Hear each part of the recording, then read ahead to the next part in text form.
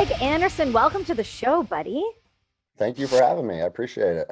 I'm really excited because I've been trying to lock you down for a minute. I started kind of following you a little while ago when well, we run in the same circles and it kind of started to seem like, oh, who's this guy? Oh, this guy is getting reposted. Who's this guy? And then I was like, I started clicking on your stuff, and obviously that's how it happens.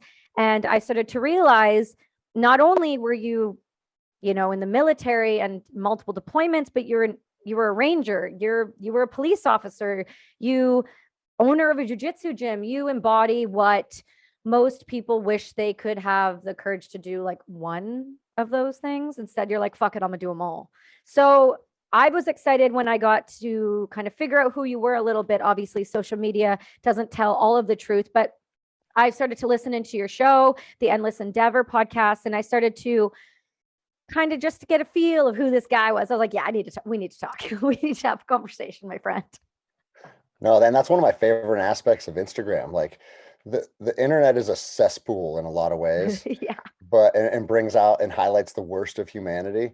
But I've connected with a lot of awesome people over the last couple of years and created genuine, real friendships that I met with a lot of different people through Instagram. So it's been really cool to watch the my Instagram blow up and then my life dynamics change as a result of that. But just what you were saying, like, yeah, I was a ranger and then I did military contracting and I was a deputy, I was a police officer. I've done a lot of different stuff in my life.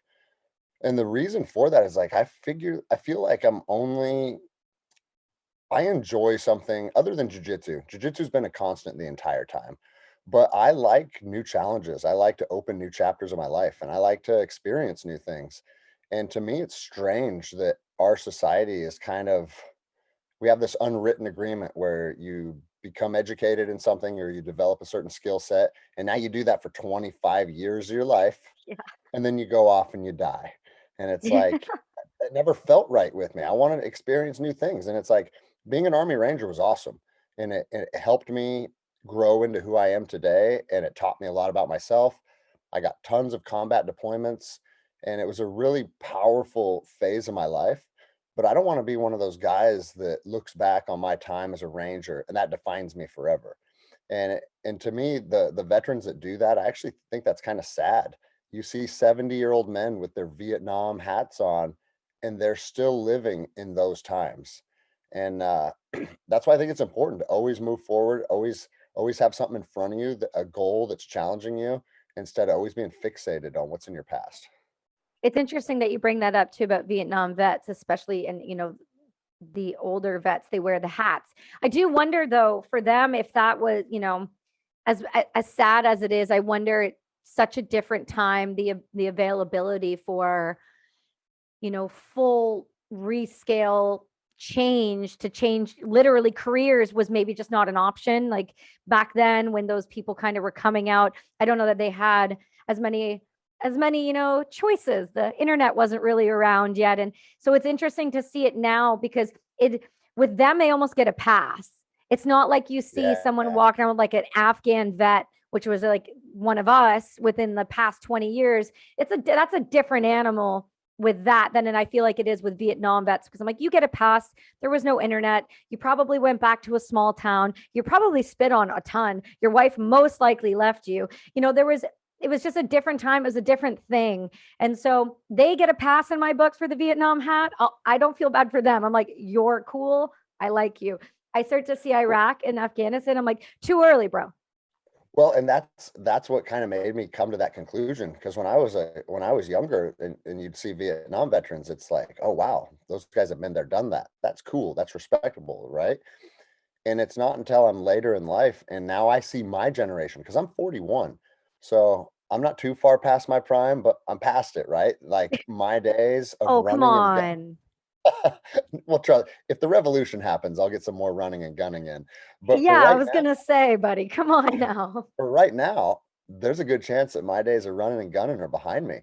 And Are what I you see sure with about that? No no, I'm interrupting. not. Are we sure No, I'm about not that? sure. Okay.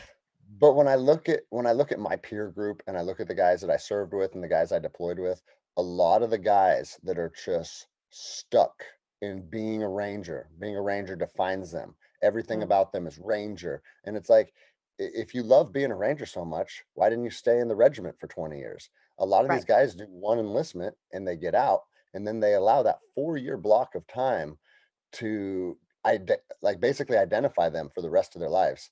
And once I saw it's not the guys that are motivated to go out there and start businesses or start new careers or like build empires. It's the ones that are usually drinking a ton.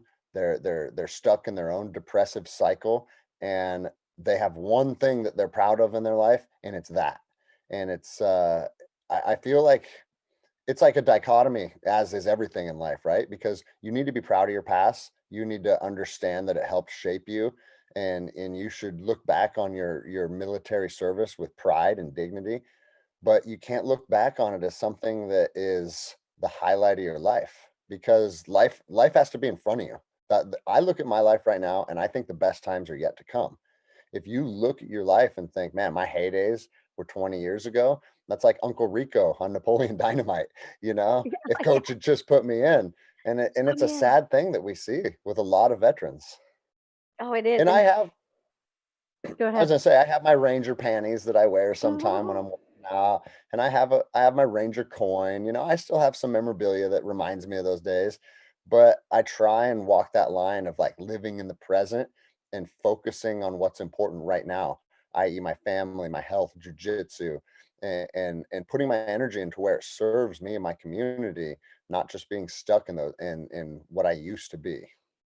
yeah. And I can understand that. And I think that's admirable of you to want to do better and want to push forward and want to move on and not move on because of trauma, but move on simply because you believe that you deserve more and that you can do more. And I think that's fantastic. And that's kind of when you is that when you decided to be a cop? So I don't know if you know my whole story yet or not, but I don't know I the got fired. whole. I got fired Oh for being a no, police I officer. know. No, I know that story. You know But that I story? meant, Okay. oh yeah, I know. I've watched the video. Yeah, when that all happened, that was, yeah, I saw it. Okay, so we can take it back before that. So no, I was I was in the military. I joined in 99, and I was with the regiment until 2003. So I was in the regiment during the transition from peacetime to wartime. And then I did a bunch of military contracting with special ops teams that were put together of Marine recon guys, Navy SEALs, Army Rangers, unit guys, and it was a State Department contract work over in Iraq with special operations personnel. I The loved that Blackwater job. people? No, I was with Like, my company was called Triple Canopy. okay. Very similar as Blackwater. Blackwater Hmm. was just a different company, right? But doing Right. the same similar mission. And I did that for 5 years. A lot of people they saw what happened on the internet, and there's misconceptions of what was happening with contractors. Contractors by and large were great human beings. They were special operations veterans. They're doing a very similar job. They have the and as they were when they were on active duty, but they were making a substantial amount of more money as well. And so like Right. who wouldn't be interested in doing that? And so I did that for a long time, and it wasn't until 2009 I was actually in Iraq, and my wife sent me a picture of a positive pregnancy test. And she'd been with me through tons of deployments. And she's like, "Hey, I think if we're going to raise a family, it's probably time to put this behind us." And Hmm. to tell you the truth, I thought I'd live that life forever. But when I thought about it, it's like she's absolutely right, because there are a lot of guys that were on my team that had families back home and kids, and it wasn't the most conducive lifestyle to being a present father and having a healthy family dynamic. So I agreed with my wife. I said, I think it's time for me to put this stuff behind us, and we will focus on a new career. And that's what made me start looking at law enforcement. And it's not because I had some burning desire to be a police officer. It's the truth. Like it's kind of a natural progression for a lot of veterans, right? Oh, of course. Of course And it so is. I wanted to go, I'm like, okay, if I'm going to be a cop, I want to be a high speed cop. I want to do the cool, I want to be Tommy Lee Jones from The Fugitive, right? And that's what I did. So I went and joined the US Marshals, and I was a federal agent with them for almost 5 years. And I was stationed in Los Angeles, and I was on the special response team, and I got to do some cool stuff. But the cool stuff in that agency, at least in the district that I was in the Central District of California. The cool stuff was about 5% of your time. Right. 95% of your time was sitting in court proceedings, transporting prisoners, going to the hospital to take inmates there so they could get treatment. And my soul started dying inside almost immediately. And it wasn't just that the mission wasn't what it was cracked up to be. It was also the people. It was bad leadership. The federal government has terrible leadership, at least in my experience. The people they were choosing for supervisors were very inept. There was a lot of posturing. It seemed like everything was a dick measuring contest. Promotions were just a dirty process where everyone's trying to claw each other's eyes out to the top. And it was very different than from where I came from. So I was immediately turned off. I Why do see you have you a question. think yeah, yeah, no, I do that. You keep going. I'll just straight up interrupt you. But why do Yeah, you please do. think why do you think that so let me I want to touch on something. So we know that leadership there's a real struggle right now in both of our governments with leadership capabilities Yep. or the fact that there just is none. And why do you think that is though? Why do you think that individuals who are inept, who struggle, who have very obvious lack of capability are promoted? Why is that? Well, it's the whole fuck up, move up model, right? Okay. In many agencies and corporations, you see the Never heard most this model. inept, yeah, fuck up, move up. So you're a piece of shit, you get promoted. And you see that often because the most competent people in any type of organization, and I use a lot of jujitsu analogies because obviously I'm a jujitsu guy, it's a big portion of my life. But any type of promotion, in my opinion, just like when I got promoted to sergeant in the Ranger Regiment, should come with a little bit of unease. Like leadership should be a burden. Very, very Right. rarely is the man or woman who's sitting back there raising their hand saying, promote me, promote me, promote me. Very rarely is that the best suited person for the job because good quality leaders come with humility.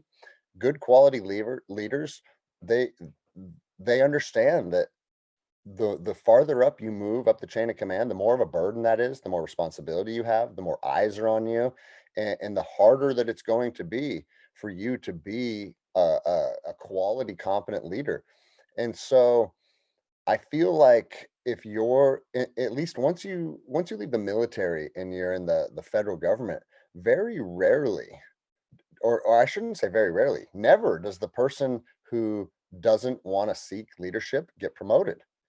Like Right. when I got promoted in the Ranger Regiment, my platoon leader called me into his office and he goes, "Hey, we're giving you a team effective immediately. We're in Afghanistan. This is a combat promotion, so it's non-negotiable. And you're now the team leader of Alpha 3-1." And it's like, fuck, I didn't want that. You know what I Right. mean?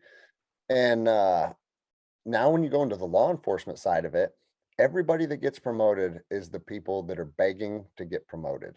And they test to get promoted and they're putting in their packets to get promoted. And I just think, and then another thing is that at least in my first agency, it came with like a $20,000 pay raise when I you was gonna go from 18. say, Yeah, you go from GS 11 to GS 12 in the federal agency. It was huge. And it's like, I get it. If you have more responsibilities, you need to be compensated for that, correct? But at the right. same time, you can't be motivated to lead men and women because of a financial incentive. That inevitably Absolutely. draws the wrong people.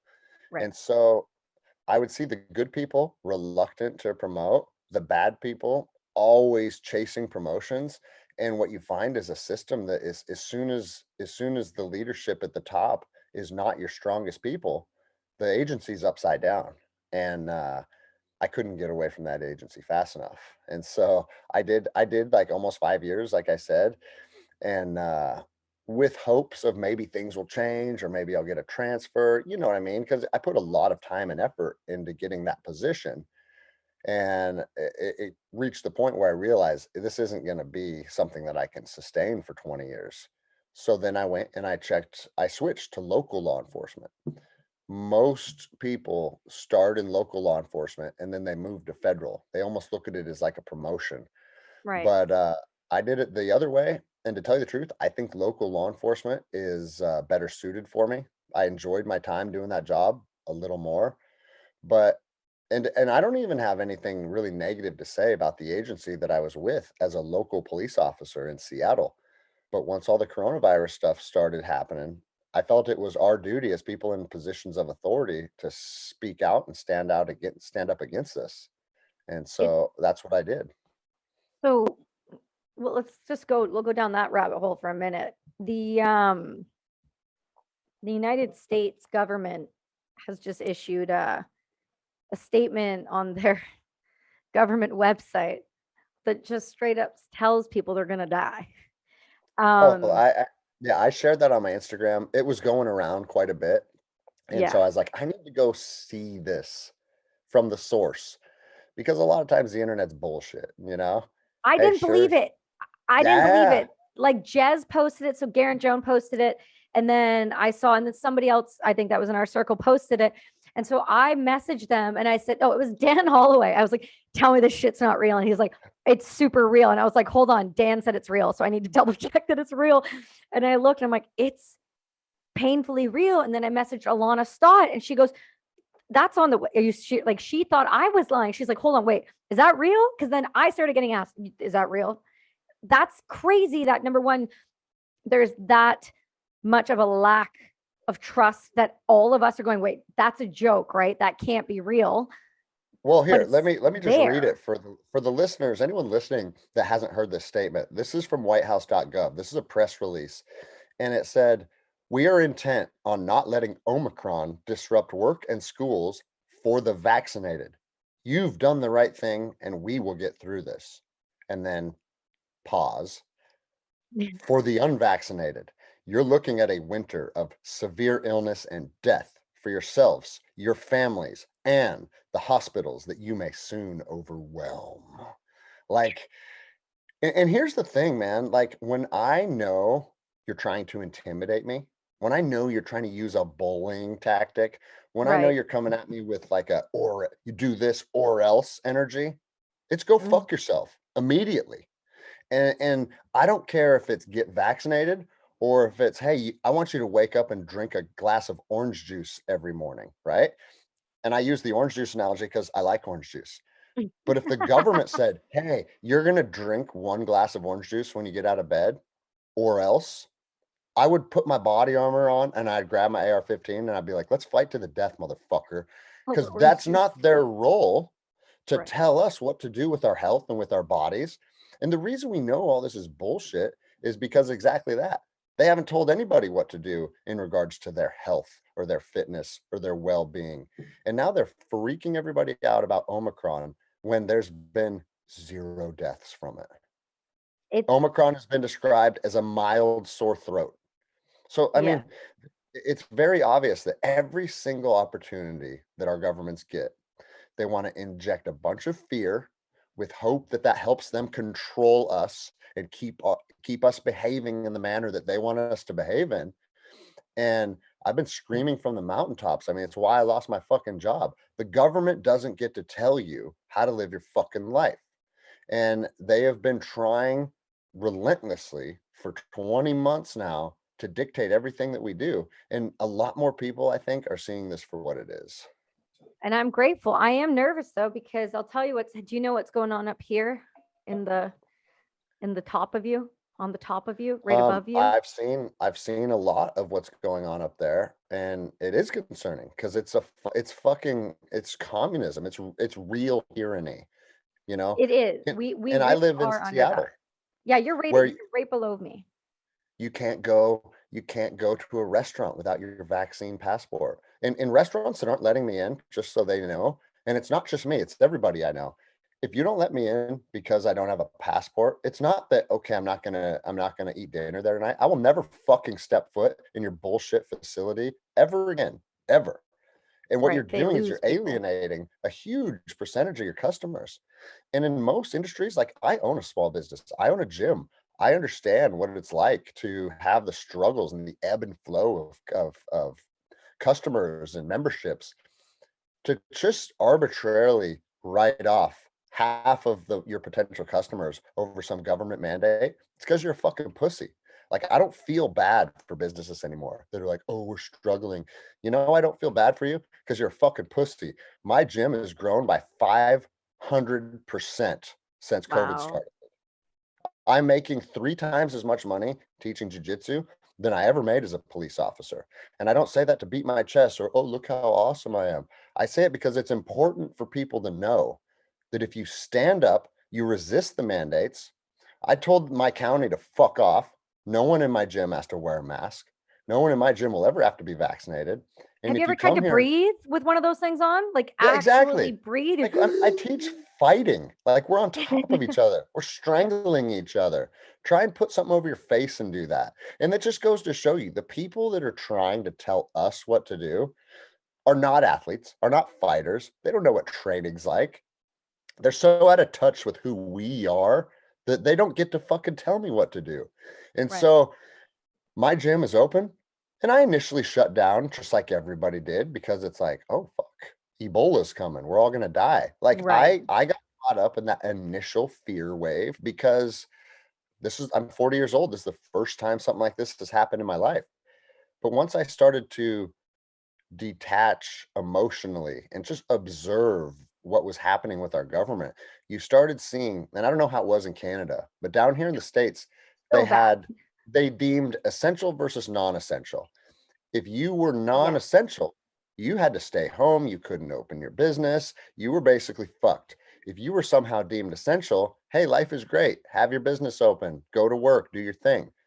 And if you compared your non-essential versus your essential, it wasn't about keeping people safe. It No. was about what generates revenue for the government. Well, perfect And example. I have a great one. You're going to love this. It's my husband's company and my company. Okay. COVID happens. This is fun. I am what is considered part of the fashion industry. I don't know if you know about that, but I am. Okay. This is what I Dress can see Unity does. it. So super fashiony. So we're part of the fashion industry. We are considered not essential. We even though we fund these organizations that are nonprofits that have no government funding, who literally keep people alive, but we're non-essential. We're not considered essential. My husband's company is a safety device, a neck brace company. It's called Atlas. Okay. You wear it when you're full face helmet, so moto, supercross, all of that prevents cervical spine injury. Well, they got to stay open because they sell to dealerships that sell motorcycles, and motorcycles are considered transport, and you need insurance and things like that from the government to have those. So they got to stay open. They were deemed essential. But when we tried to cross the border this June by driving, the very first time we were allowed to drive, we had all of our documents and they said, you guys are deemed non-essential, both of you, even though they said, and the criteria was that if you had a business in the United States, if you had some other things in the United States, that you could go across. We both pay US taxes, we both have US employees, and we both own businesses in the United States. But we were still deemed we still could not go. So it wasn't just about who was essential and non-essential. It came down to, in Canada, items. So it's worse than that for us. If you went into a Walmart that was open, obviously deemed essential. If you wanted to go down a hallway at one point in Ontario on the east coast of Canada, and they had, at that time, it would be the tampons, the diapers, and that stuff in that aisle. That aisle had plastic saran wrap over it, and you were not allowed to purchase it because it was not essential. Who the fuck tells a woman, even friends that just had babies couldn't get car seats because they were deemed non-essential? They couldn't get books, they couldn't get clothes for kids. So I have friends calling me saying, my kid who's 9 is suicidal. I can't go to the doctor because we're not allowed at the doctor in person. I can't get tampons because they're not essential, and my gym has to close. Yeah, just get fat, get weak, get stupid, and do Yeah. what the fuck we say. And Yeah. that is what they wanted. And Yeah. that's what they still want. And I they mean, scare everyone. I'm so fucking sick of this essential versus non-essential bullshit because it's arbitrary and it's in the eye of the beholder. And like you said, you put a lot of emphasis in jewelry and designing and making jewelry, right? Well, we And do. there, I guarantee you, you have customers that buy that and they value that and they enjoy that and it's important to them. And you start taking things away from people that they put importance on, and someone else might think that it's fucking stupid, right? I get Right. that. I think that their fucking lifestyle choices are fucking stupid. And that's why Yeah. they're all fat and weak and 300 pounds. They might think some of the shit that I put a high amount of emphasis on is silly. We're not all the same, and that's okay, right? But what's important and essential in your life may be very different from what's important and essential in my life. So for any group of people to just arbitrarily decide what you need or what you don't need, I mean, where do they want to draw the line? Because really you need Right. food and water and shelter, right? Is that, I mean, they don't have the authority though as a government entity to start dictating things about our lives in that manner. The thing that fucking pushed me over the edge was, you know, the tabs on your license plate of your truck, right? That you Yeah. have to Yeah. You were renew. saying that. Yeah, so you heard me talk about it. I tell that story a lot on my podcast because it's like my tabs expired and I needed to renew them. And I was like, Mhm. this is a little 1 inch by 1 inch red sticker. There's no reason this should be essential, but it gets the government 75 bucks instantly. And so I called the Mhm. place up and they're like, oh, Department of Licensing. I'm like, oh, I'm just calling to see if you guys are even open. And he goes, oh, yeah, yeah, we've been deemed essential. Come on in and renew your tabs. And at that point, that's when I was done because it's like, you can't come to and my gym's CrossFit and jujitsu. So we teach martial arts. And then we also have a lot of people that are there just for their own health, fitness, and well being. And I was like, okay, you're telling me that my members can't focus on their health, their fitness, and their well being, but you can go stand in line to get a little red sticker if it gives the government 75 bucks. I'm fucking done with your game. Because that tells me one of two things, right? That tells me, A, this isn't as serious as you guys are making it out and you're bullshitting us, or B, it is serious and you don't care to the point where if people will give you $75 for a sticker, you're willing to risk their health, right? So Mhm. either way that the government is conducting themselves at this point, I was done listening. I'm fucking done. It's strange to me, especially Americans, because Americans, this country I was founded know. on the spirit of defiance. Like, we don't work for the government. That's not how this country's ever worked. And now here we No. are in 2021, and people act like the fucking government is their parent. Like the government is of the people, for the people, by the people. It's a representation of us. But what we found is we got a bunch of career elitist, cocksucking politicians that want to dictate everything we do and what we don't do. And it's shocking to me that most Americans are just compliant and complicit in all of this at this point. I'm just shocked only because, like you said, all of those reasons. I mean, when you see the United States, which is supposed to be, I always say supposed to be because my husband and I joke a lot about the States. He raced in the States and my father-in-law lived in the States and tons of American family. So we just joke about it on a regular basis. Like when we go down there, it's like, I've never seen so many overweight people in my life. And I am a horrible individual. And I'm just like, I don't get why your kid I needs to. hate fat people. So you think you're horrible? I'll put it out there. Like, I don't g- I don't hate anybody because I've learned that that is something that word strong. I'm really careful now with certain things, not because politics, because of like spirituality and how I talk about people. yeah, So I don't hate anyone anymore. I highly despise people's life choices and then those individuals who feel like they have the right to comment on my lifestyle choices and what I have to do with exactly. my body because it'll affect you, but not me. And that's why I say that. That's why I say that out Yeah. loud. Like, fuck you. Because the real Yeah. pandemic in our country is obesity. It's arterial sclerosis. It's heart disease. It's Yeah. diabetes.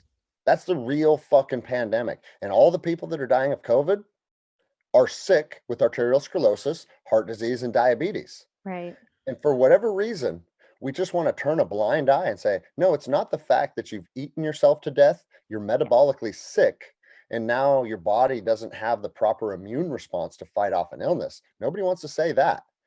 But Well, what it I'm the comes crazy one. You know Yeah, what I you're the mean? crazy one because you care about your health. You're the crazy one that because you take vitamins. You're the crazy one because you drink water. Oh, Jesus. Ooh. But if Yeah, that makes me crazy, then I'm fine with that because they just at the did a end of study. They just did a study that confirmed. They said people that drink soda are exponentially at a higher risk of dying of COVID.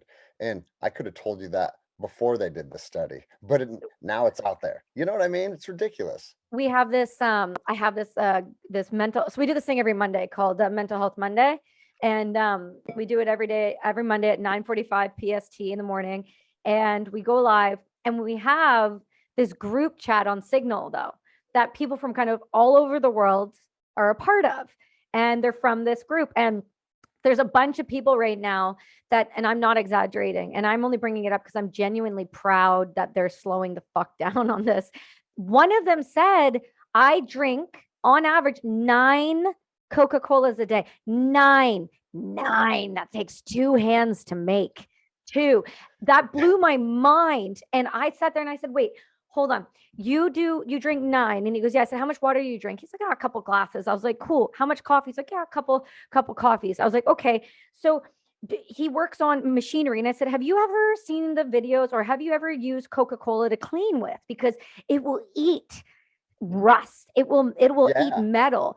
And he's like, oh, I do it all the time. And I said, how are you putting it in your body? I started like on a live. I looked at him. I was like, you're telling me you're knowingly just chugging acid and you're like, it tastes good. So I said, but it's the sugar. I said, so what if we work on cutting out the sugar? And now he's down to, I think he's down to 3 a day. We're getting them off. We're working them down. But oh my goodness, that just, it boggled my brain because they're, and I had to rationalize and wrap my head around this because I do know that I'll play devil's advocate. I do know that you only can know what you know, and your parents were only taught what your parents were taught. That doesn't excuse it. But what it does do is it does explain why maybe those pathways and that thought process has been developed. Maybe that kid was given Coca-Cola at 1.5 in its bottle, which I hate to admit how many times I've seen that in the United States. Makes me really sad inside. And so I understand that, you maybe started there, but over the past 20 years, you can't tell me that you didn't know better with things like the internet, with things like 100%. podcasts, with, you know what I'm saying? Like, I get there's a point where we were like, cool, Coca-Cola is like safe for everyone. And then we're like, well, maybe it's not so great. And then that's around the time we were like, maybe cigarettes actually kill people. And then we all started to realize that putting shitty things in our body gives shitty results. And yet we still don't hold that accountable, though, across the board. And it irks me because during COVID, there was a Denver newspaper. I brought it up on Jez's episode, ironically enough. He brought it up to me because he finds the best memes and the best news of all. And Yeah. he goes, there was a girl sitting on the front cover, and she was highly obese, and she was like 16, and she's like, dies of complications from COVID. And then on the next page, you flip it, and it was a Dunkin' Donuts was giving free coffee and donuts if you showed your vaccine card. So Yeah. I'm just like, And we can't make this shit up, you know? Like, the reason that I use the word hate, and maybe that is even a little strong for me, but I don't have any people in my circle that I run with that are fat, that are weak, that are lazy, because your physical body is a direct reflection of your discipline, of your mm, motivation, of how you conduct yourself, of right, how you prioritize your life. And in my opinion, your physicality is literally it's the foundational element of who you are as a human being. And if you can't have the discipline, because guess what, motherfuckers? I like McDonald's as much as you do. I like cake as much as it tastes the same to me, it but tastes you have good. to have, yeah, you have to have the discipline to say, okay, yes, it tastes good, but I know this is terrible thing to a realization to come to, but if I eat it all the time, it's going to poison my body and it's Right, going to detract from my capabilities and I'm not going to function very well. Like right. as we're doing this podcast, I'm on day 9 of a 12-day fast. I haven't eaten any food for 9 days. You think I want to eat dinner? Of course I do.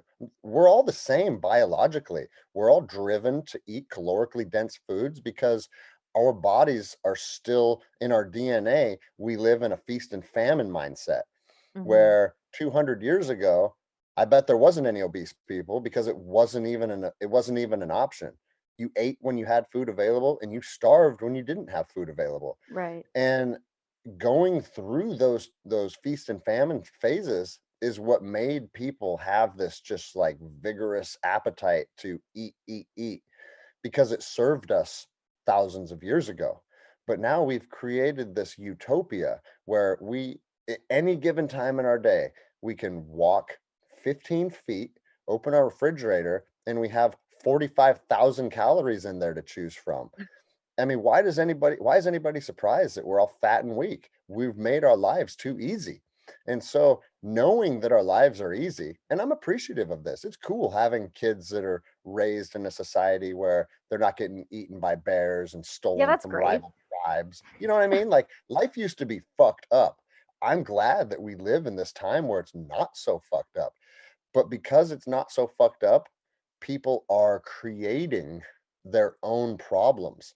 And in my opinion, because we don't face enough adversity, we don't go without food. That's why I'm doing this fast. It's not, I don't care how good it is for me. And it is good for me. I'm not saying it's not, but I like the mental adversity. That's why I sit in ice water. That's why I sit in my sauna and cook myself. It's why I fight every night because we have to face mental and physical adversity on a regular basis to keep us grounded with who we are as human beings. And we have these people that their house is 75 degrees, they get in their heated car, they drive to their office, everything is climate controlled, they have food at their disposal any given time. We don't even stand anymore. People are sitting all day. And then their body starts to go to shit in 30 years and you wonder why. I mean, it's very similar to the cigarette thing, like you brought up. There was a time in history when it's like doctors recommend Marb Reds. Like you remember Right. seeing those Yeah. crazy commercials? Well, we're in the phase now where we know, I don't care who you are, you know that scrambled eggs are a better choice for breakfast than Count Chocula. You know Right. what I'm saying? Yes.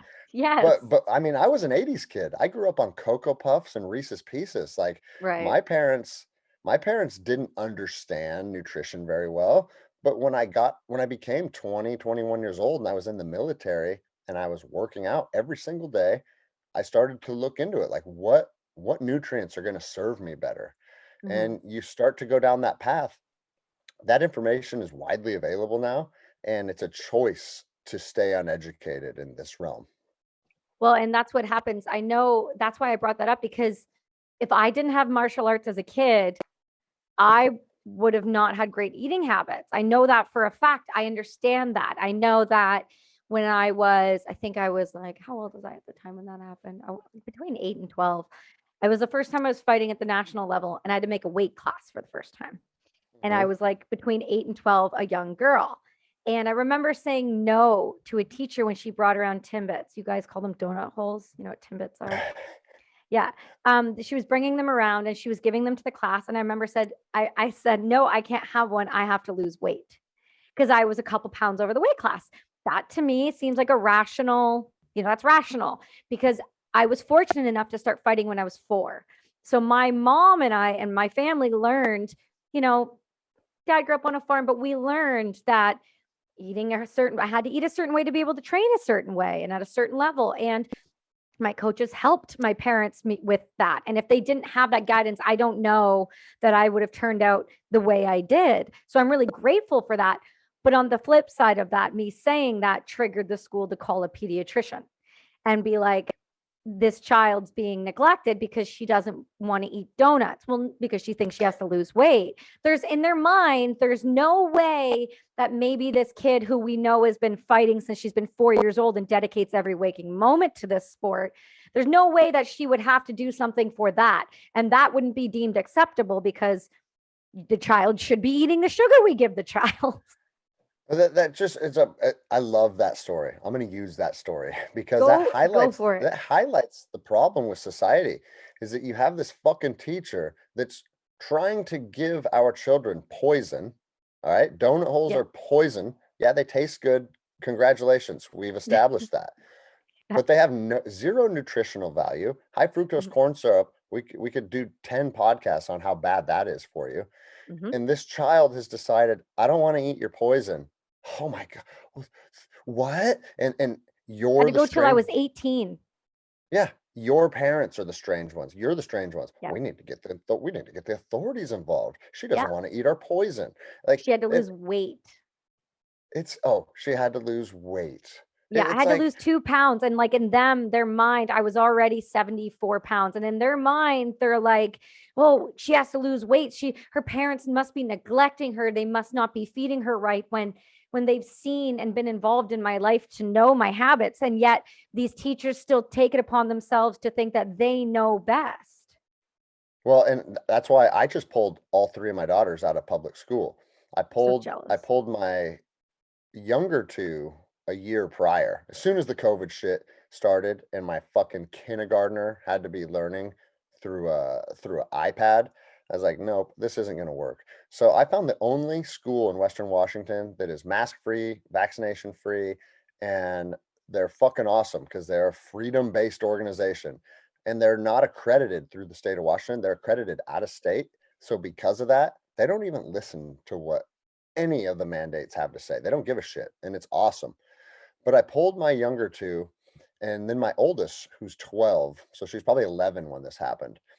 And I'm a big proponent of the carnivore diet. I think Hmm. meat is exceptionally nutritious. Sean Baker is a personal friend of mine, and and regardless of what you think about that, like there's people that are diehard vegans that are extremely healthy, right? So again, you do you, I'll do me. Yeah, But my it's a daughter, personal choice and what your yeah, body, and we're proponents of the same thing about eating what works for your body, not what somebody 100%. tells you.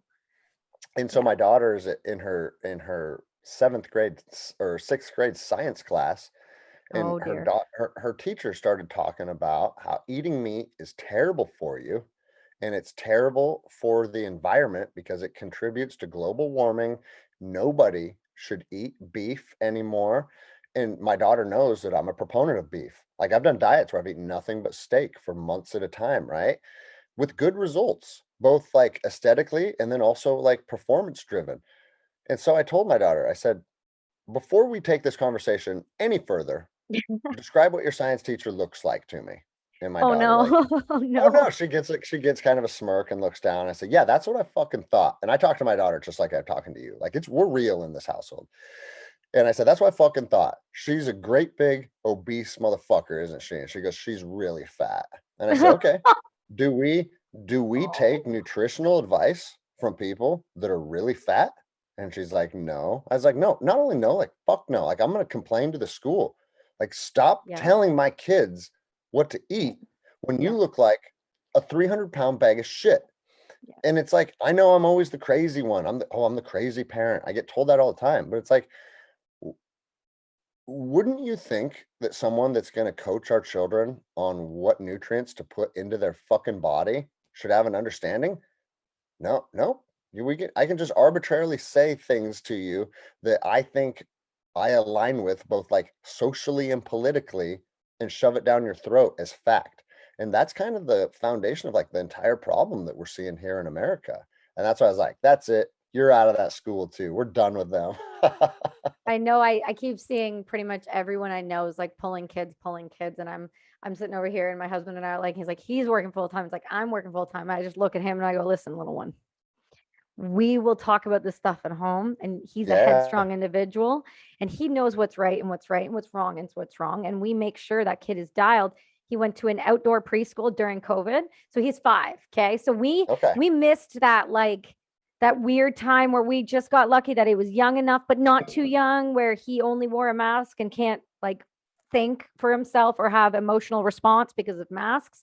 So we got in that span. He went to an outdoor preschool out here in BC, and it's like one of the only ones that's accredited. They don't do masks.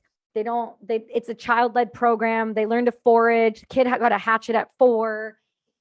He's an outdoorsy little dude and he's a beast, and I love it. And the thing that we have really taught him that I'm so glad I'm starting to see develop. You know, when you hope you're doing something right. And he's like, the self-talk, the idea, he's a critical thinker already at 5. He's not a follower. When we had the whole mask mandate come down for the kindergartners about what was it? What month did this happen? What month are we now? We're December. I think it was beginning of October. We got a mask mandate for 5-year-olds. And it came down, and he had just started kindergarten. And I was already having issues with this because he's in the system now. He's out of the outdoor. Now he's in the program. And he goes, Mommy, they tell me I have to wear it. And I said, you do not have to wear that. So we called the principal, and she goes, listen, it's not my job to make 5-year-olds wear masks. It's to make sure That's that they're right. in school. And that's what I'm going to do. So you bring your kid, he's welcome at our school. And so he's one of the only ones in his class that doesn't wear a mask. And it was ironic because I actually told him, because those kids don't, even if masks were as effective as people want them to be, or as clean as people want them to be, take that to the side, just for a second to the side. Okay. You're asking a kindergartner to wear something around their neck that they're playing inside and out. Their hands are dirty. They're touching. They're only using sanitizer. And then you want them to put it on their face. You want them to breathe into it.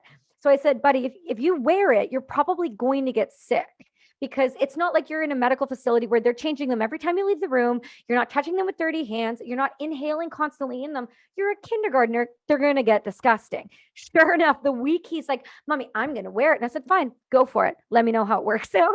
He got so sick. He came home. He had a I love cold, and he that goes, you're laughing about it. I'm laughing because he got a cold. And I was like, I Yeah. knew, because you're a grubby little boy, you're going to put your hands all in it. And it's just, you're going to inhale a bunch of bullshit because they're not being utilized properly. Again, take away what they actually do, but just the idea of like a dirty piece of fabric on your face all day. Of course, Yeah. you're going to get sick from it.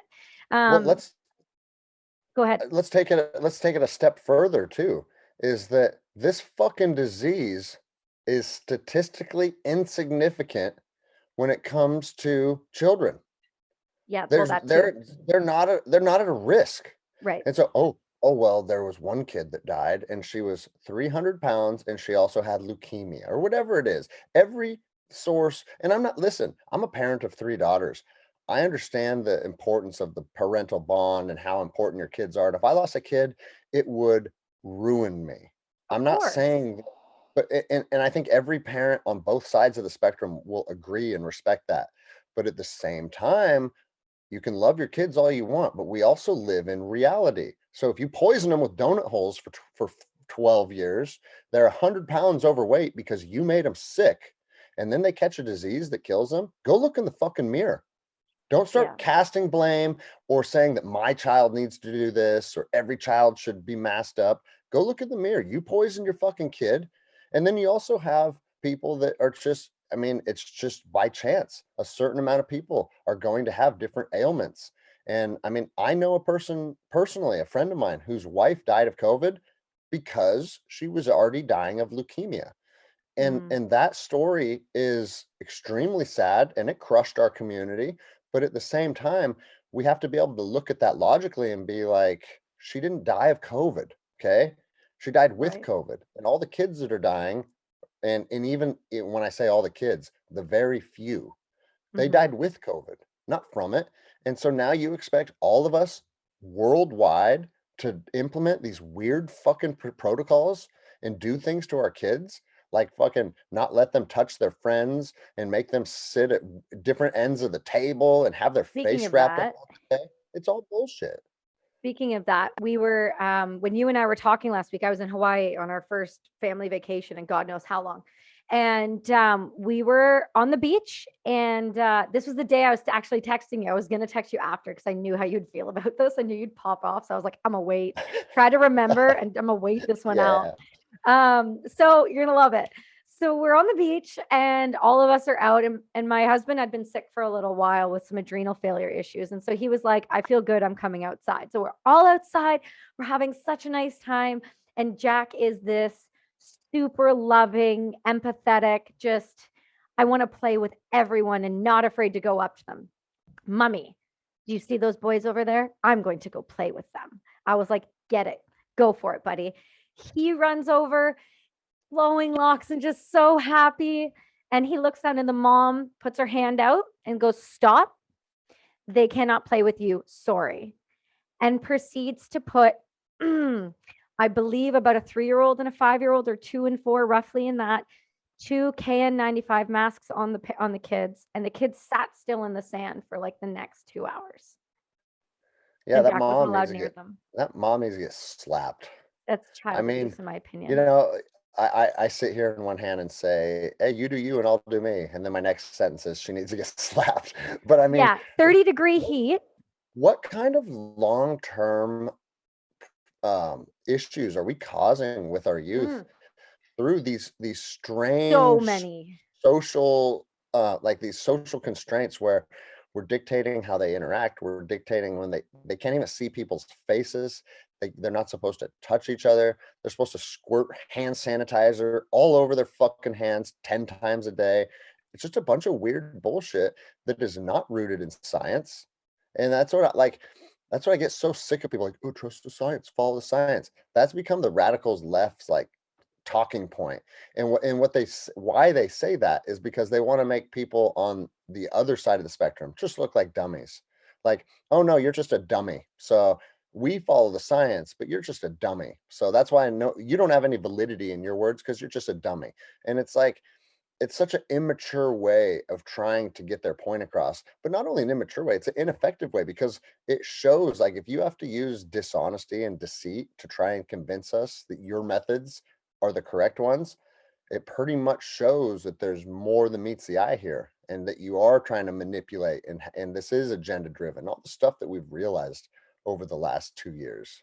Well, what I really struggle with is, up here, at least your president is attempting to pretend like he's doing this for your health and well-being. Our prime minister this week, in a public forum, it was on my stories this week, like just in front of the media, legitimately stated that, and I'll find the exact quote of it, but he stated, yes, the Charter of Rights says this.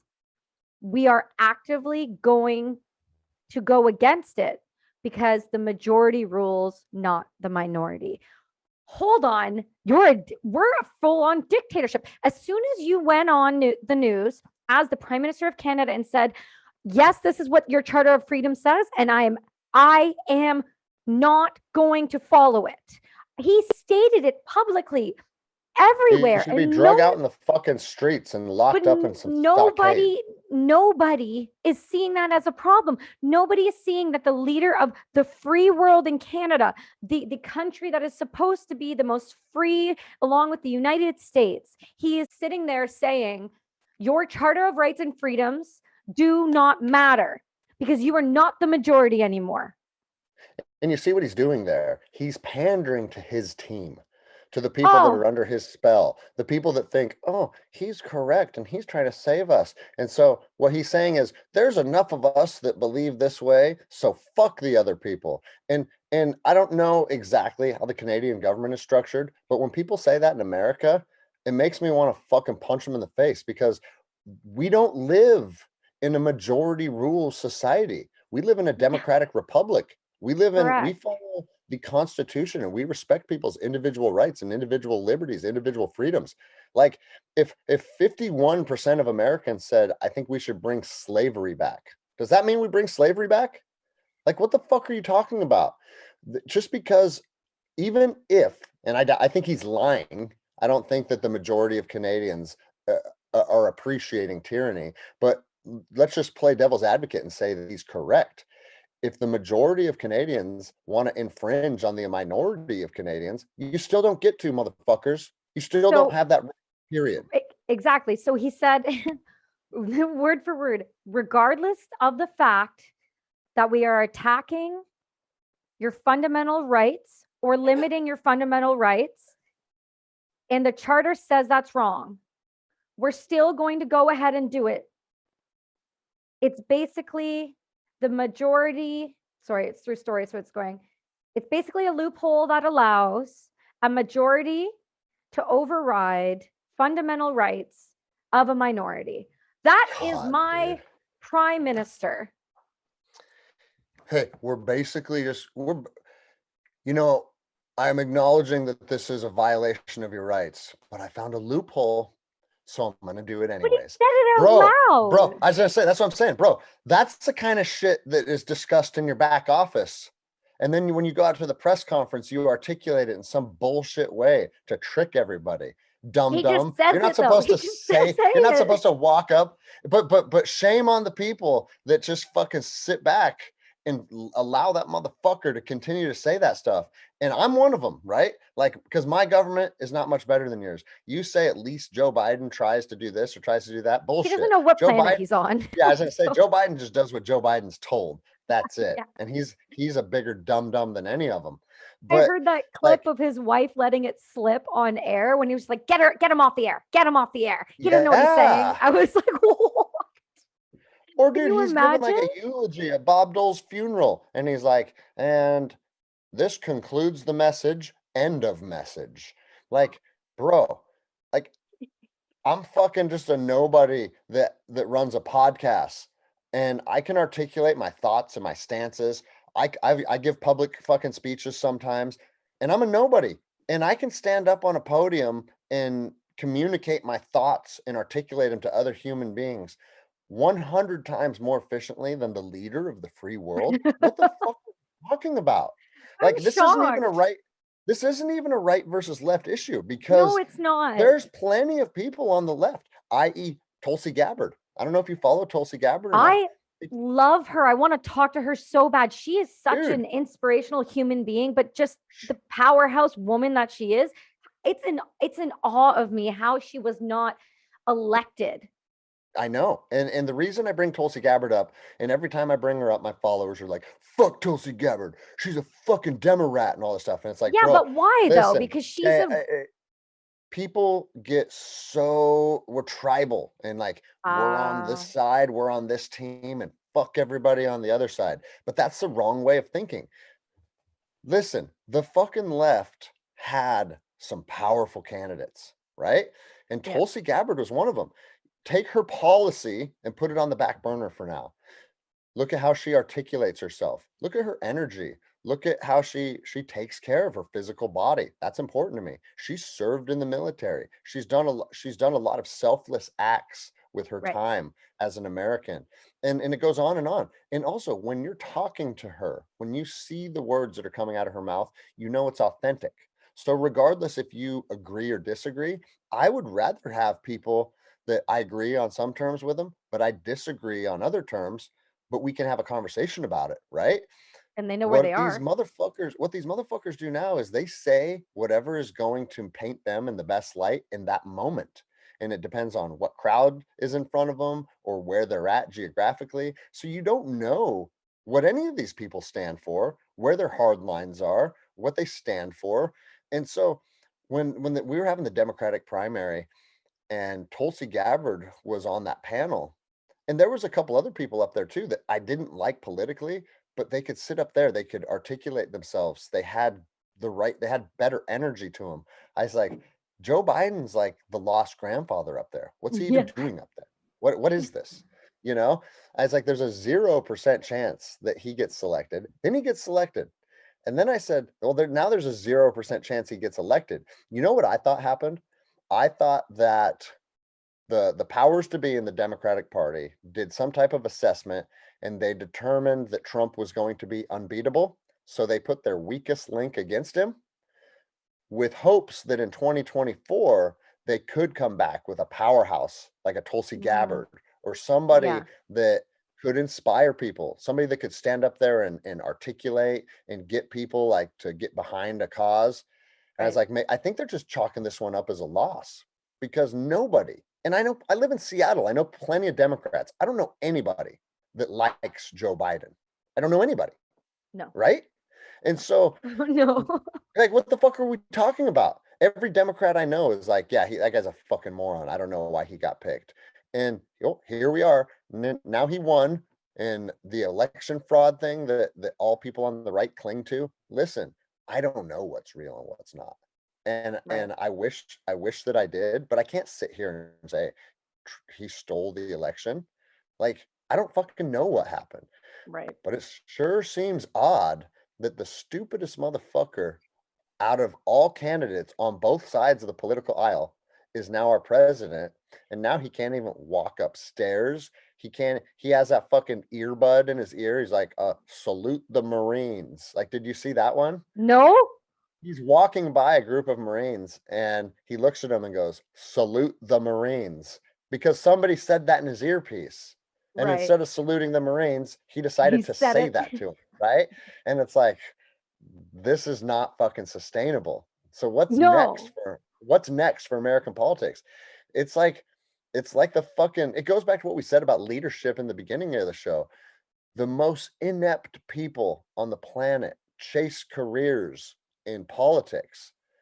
Like Joe Biden has never done a fucking thing in his life other than sit in DC and just be caught up in a bunch of bullshit and a bunch of scandals and a bunch of lies. And now here we are, fucking 50 years later. It took him 50 years of being in DC, and now he's the president. Congratulations. Like, But is fuck he our really? system. But like, is he No, well, really? that's the other thing. Of course he's not. And now that you know he's not calling the shots, what How do you how still far have do you, respect for it? yeah, but how far down the fucking rabbit hole do you want to go with conspiracy theories? Like, Oh, we know Joe Biden is not calling the shots. There's times when it's like, hey, cut his mic, cut his mic, cut his mic, you know? Who's saying that? but not only that, not only is who's saying that, but could you imagine another time when that would have happened to Bush, would have happened to Obama, would have happened to nobody would have, you knew when Obama was in, when Obama spoke, Obama was speaking, obviously at a speechwriter, but he wasn't, yeah, he may be taking cues, but he was not, he was with it enough to understand that when the word means salute the Marines, it's a physical gesture. You don't repeat Yeah. it. Like you just knew No, that the decisions were there. And I do wonder though, and this gets conspiracy as fuck if you really want to go like balls to the wall let's go. here. Let's go. There's the idea that people knowingly understood something large and massive was going to happen to the population and they would need someone that they could control during that time to mitigate that time frame, and they knew that if they brought him in he would be the easiest to mitigate really during COVID. Yeah. I mean that goes like Yeah. woo Well, and subscribers. Oh. I go back and forth on all this stuff because I I mean, know. I look at myself in the mirror and I ask, like, dude, are you fucking going crazy? Have you lost your mind? Or is this a possible reality that we are facing? And I'm Right. finding myself more and more because I've always been a critical thinker. I'm not a stupid person. Like I can look at issues from two sides and listen to people articulate their perspectives and all that stuff. And I've always prided myself on being someone that's like, politically I lean right, but I want to hear what the left has to say, and I want to Right. hear why they take certain positions on issues and whatnot. But the farther this goes, the less possibility that this isn't some dirty fucking master plan. I mean, I don't think just utter incompetence could have brought this issue this far.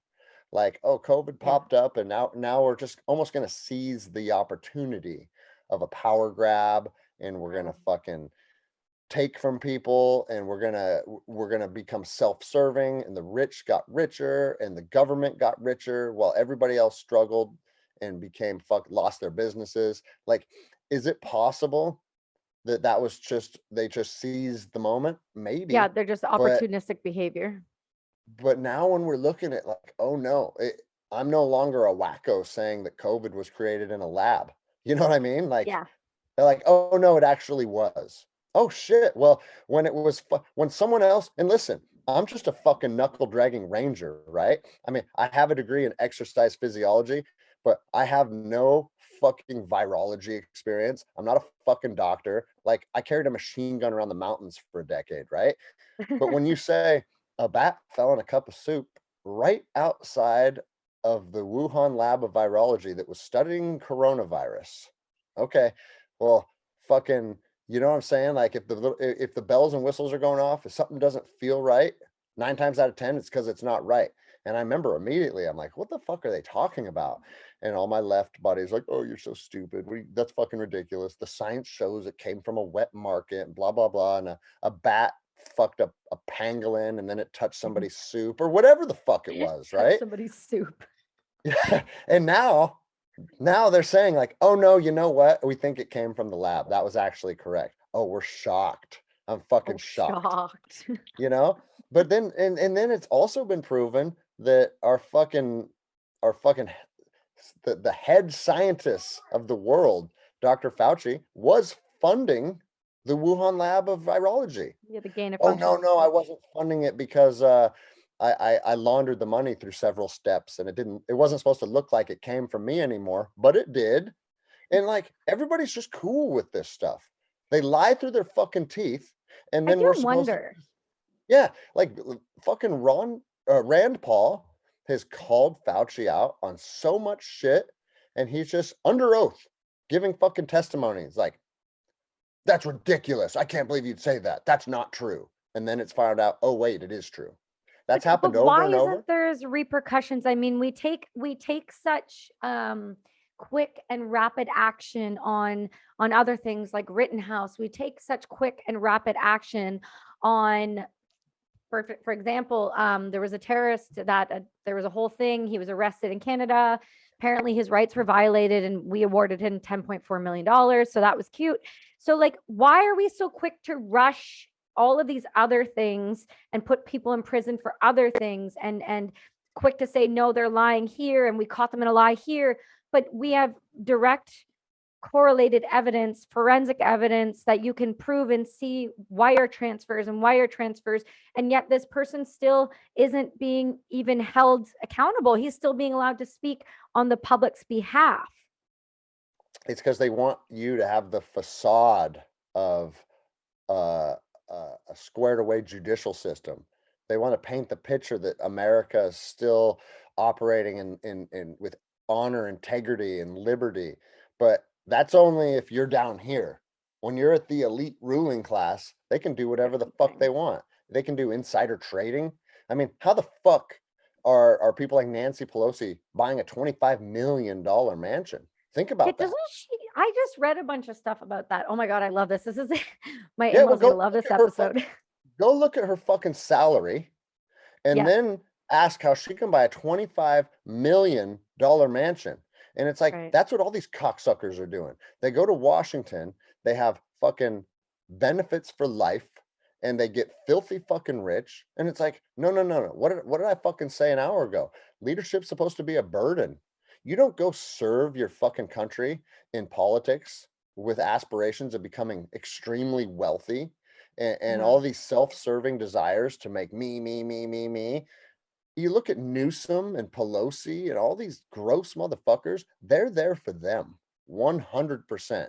And anything they can do to maintain their position, they will. So they give this facade of liberty and a proper operating judicial system, but they do whatever the fuck they want and they never get in trouble for it.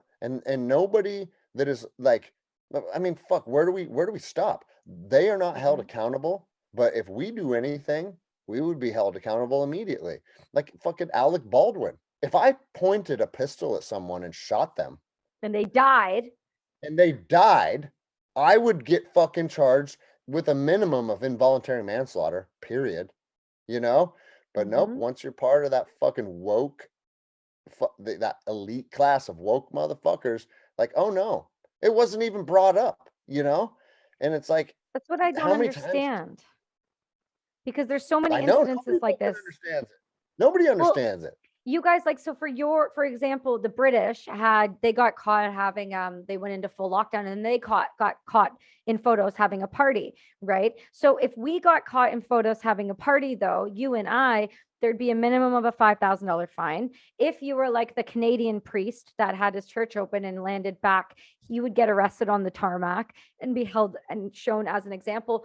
But we have people that are on camera the day before saying you cannot do this, and then the next day throwing a party doing the opposite thing. Right now in British Columbia, we have Bonnie Henry, who came out and just gave us new restrictions saying that you cannot have more than 10 people in the house. And if they're unvaccinated, they can't be with vaccinated people. You can't throw a And New this Year's is, party. She's going to get hey, caught what's her doing name? it. Bonnie what? Bonnie Henry, Dr. Bonnie Bonnie Henry, Henry can go fuck herself, right? right? Everybody can go fuck themselves. And that's why everybody thinks that I'm crazy.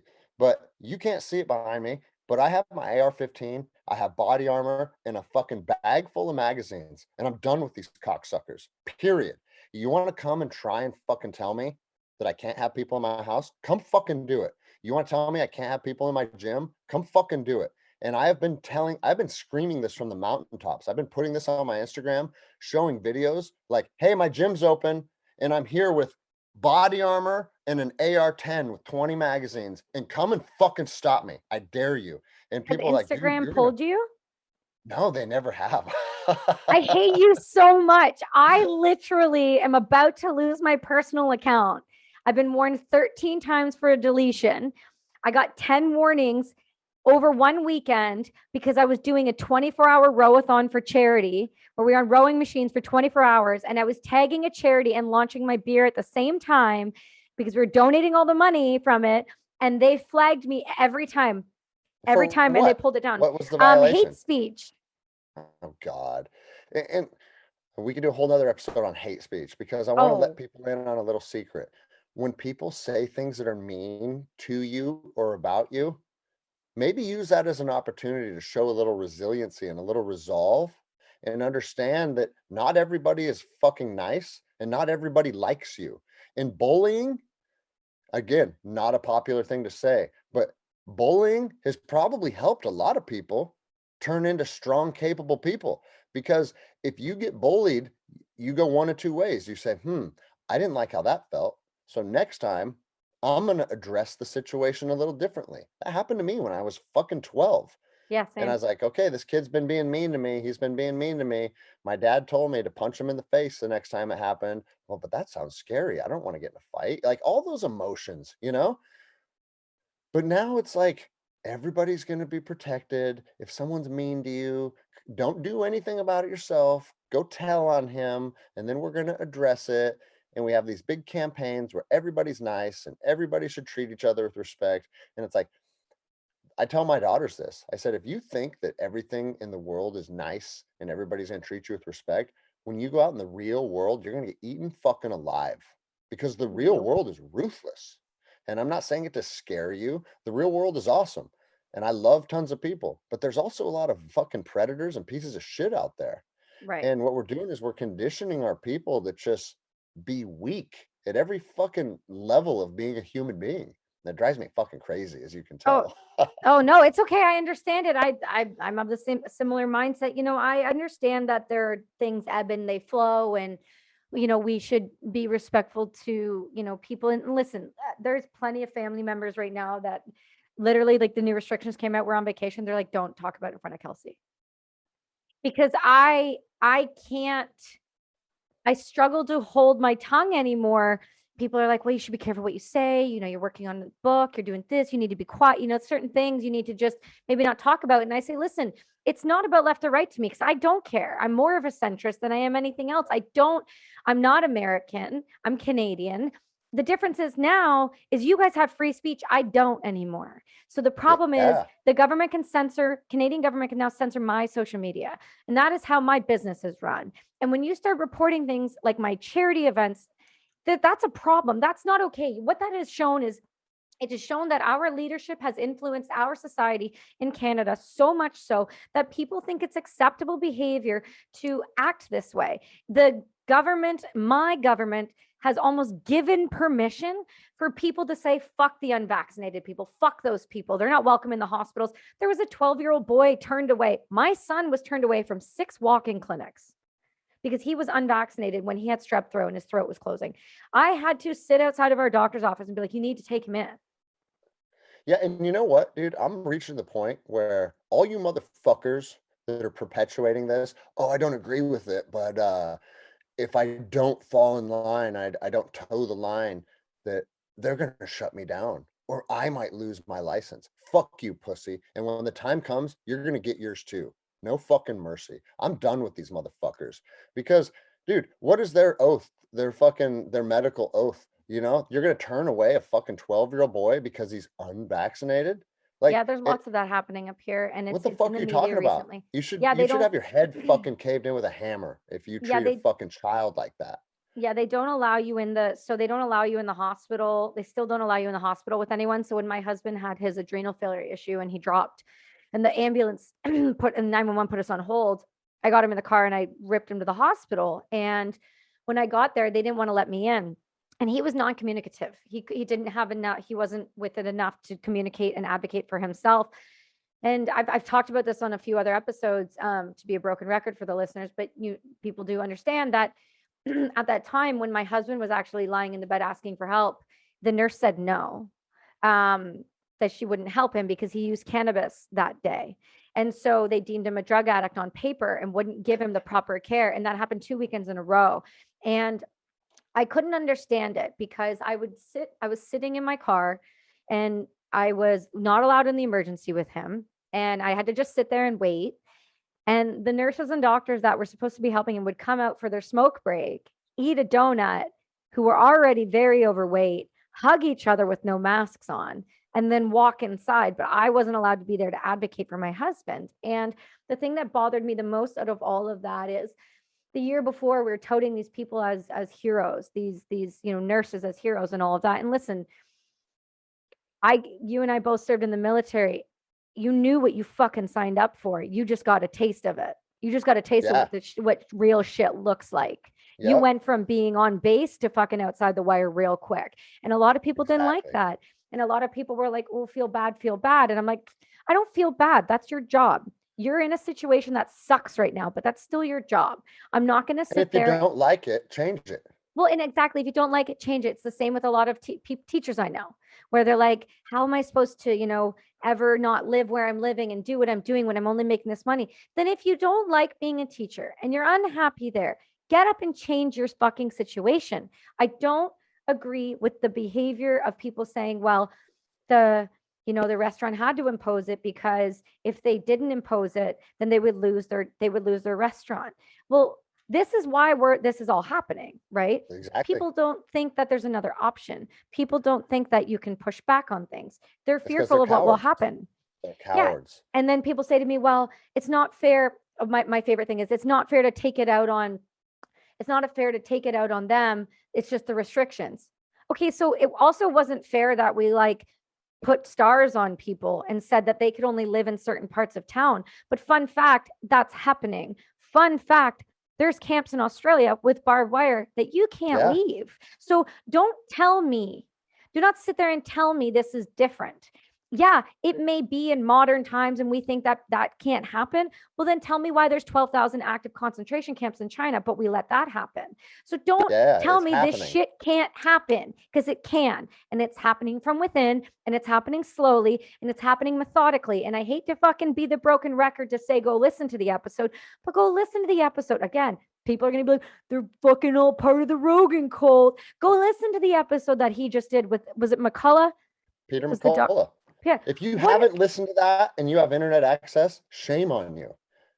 Every shame. human being with internet access should listen to that. The guy's a cardiologist and a virologist and the most published physician in American history. Ever.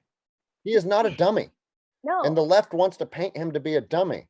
But Like, you can't you only have to though. listen to him speak. You only have to listen to him speak for 45 seconds before you realize, oh, this guy is brilliant and he knows what the fuck he's talking about. But you Yes. can't have people like that. You can't have people that go against the agenda.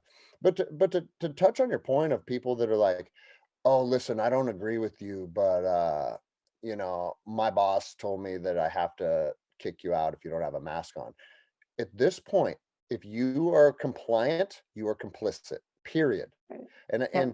and just because somebody told you to say something, but it's not how you personally feel, doesn't fucking matter. You're gonna have to take ownership of it. If you're saying it and you're enforcing it, that's on you now too. And so either grow a pair of fucking balls and stand up for what's right, or when the fucking time comes when we take our countries back, you chose your side. You chose the side of being a weak, compliant fucking foot soldier for tyranny, and you're gonna get yours too. Like, I'm fuck concerned you. about Canada. I don't know that we will have the push that you guys will. Do you I'm guys, do you, I'm does every serious. household in Canada have 10 AR-15s and No suitcases full of guns. magazines? None. We're not allowed ARs. We're not allowed those long rifles. We're only allowed certain weapons. We can't have a certain amount. Yeah, we do not. No, That's they passed a bill insanity. overnight. Yeah, they I was last year, the year before. I can't remember the exact. I'm sure people will correct me. There was a bill that was in place overnight where all AR, so C7s, M16s, ARs, any of those had to be turned in overnight. So there wasn't like a law that got passed with votes and things. It was like they were gone. They were And gone. and people fucking turned them in, huh? Like Well, some people what? did. My friends didn't turn shit in, but a lot of Like people, yeah. this isn't something that we like, "Hey, don't tell the government about my guns." I get real sick of people saying like, lost mine in a boating accident. Lost mine in a boating accident. Like that's kind of cute. That's funny. That's your way of saying that you still have it, but you're going to pretend you don't. No, motherfuckers, come and take them. I fucking Yeah. dare you. Like please, But come and at take them. least, I've been in but more gunfights than probably every cop in my county combined. I'm yeah. not fucking averse to a gunfight. And dude, I'm a supporter of law enforcement. I was a cop for a decade, right? Yeah. But the second that you side with a fucking tyrannical government because it serves you, well, fuck you too. And Americans, I hope they still have that fucking spirit in them. Because if you don't Some think that do. day's coming, if you don't think that day's coming, you're lying to yourself. Of course that day's coming. Is it going to be in a year or is it going to be in 10 years? I don't know, but they don't want us to be an armed population. The left fucking hates that. Joe Biden even said, like, I was it Anderson Cooper or someone interviewing him is like, there's a percentage of Americans that are concerned that if you become president, that you're going to come after our AR-15s. And he goes, bingo, that's correct. It's because I am. And just the Good way luck. that he said it just made, yeah, it's just It was fucking gross. gross. It was gross. Bingo, I am. Like, oh, I'm just going to do whatever the fuck I want. You're right. Fuck those guys. It's like, hey, motherfucker, your government entrusted me to carry guns all over the fucking world, right? Right. Like carrying an AR-15 was cool all through the mountains of Afghanistan. It was cool carrying it through the streets of Ramadi and Fallujah. Like when I was pushing your agenda, that weapon system was fucking rad.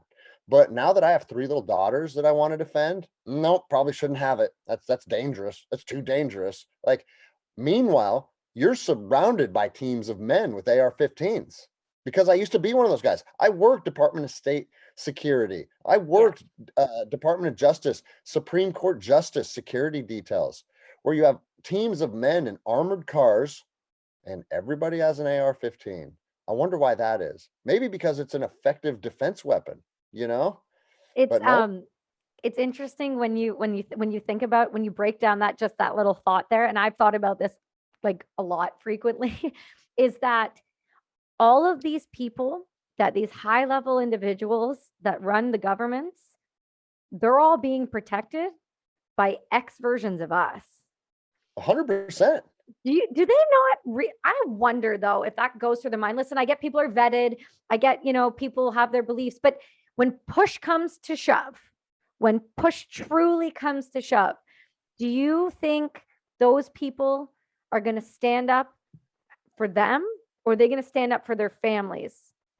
Well, I can tell you because I used to be one of those people. And Exactly. in the world of personal protection, it's kind of the unwritten rule that the team will risk its safety for you in 100% regards to how you treat the team. I Uh, know guys that worked with Hillary Clinton, and if that ever went down, nobody's diving in front of her. Period. No, that's true. No one's risking their life to drag her off yeah. the street when, you know what I mean? She Hmm. treated her own team like dog shit. And that's not me. That's not something I read on Google somewhere. I know men that worked on that team. She Right. treated them like shit. And then I've worked for principals who are State Department diplomats that are like, hey, Greg, just so you're clear of where we're at on things, I'm a nerdy lawyer and you're a fighter and an Army Ranger. So if things ever go bad, please tell me what to do. I will follow Right. your lead 100%. I will never question you. You are hired to keep me safe. So however you need to do that, please let me know.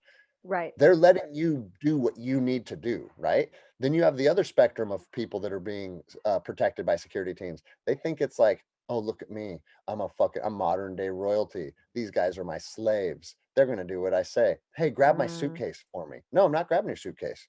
Because if I'm not my carrying a job. suit, I'm probably not going to be able to fucking fire and maneuver on someone. But it's a weird industry. But yeah, it's full of people that want to take your guns, or they already took your guns. Now they Yeah, want to take my guns, but they're surrounded by people that are armed to the fucking teeth. I And then know. I don't get it. here's another interesting point that all you stupid anti-gun motherfuckers don't understand. Oh, well, call the police. Call the police. Okay. So what you're saying is if there is a problem, call a man or a woman Who that has a has a gun? gun, that has a gun, and then that man or woman is going to show up to your house and protect you and your family. Okay, well, let's unpack that a little bit because I am better with firearms than almost any cop that I know, right? So if a man or woman is going to show up with a gun to defend my family, well, I'm capable of being that man. I could do that job. But here's the other thing. Police officers, by nature of how the criminal justice process works, they're not going to be there to save you. They are reactive. Mm-mm. Something Mm-hmm. bad has happened.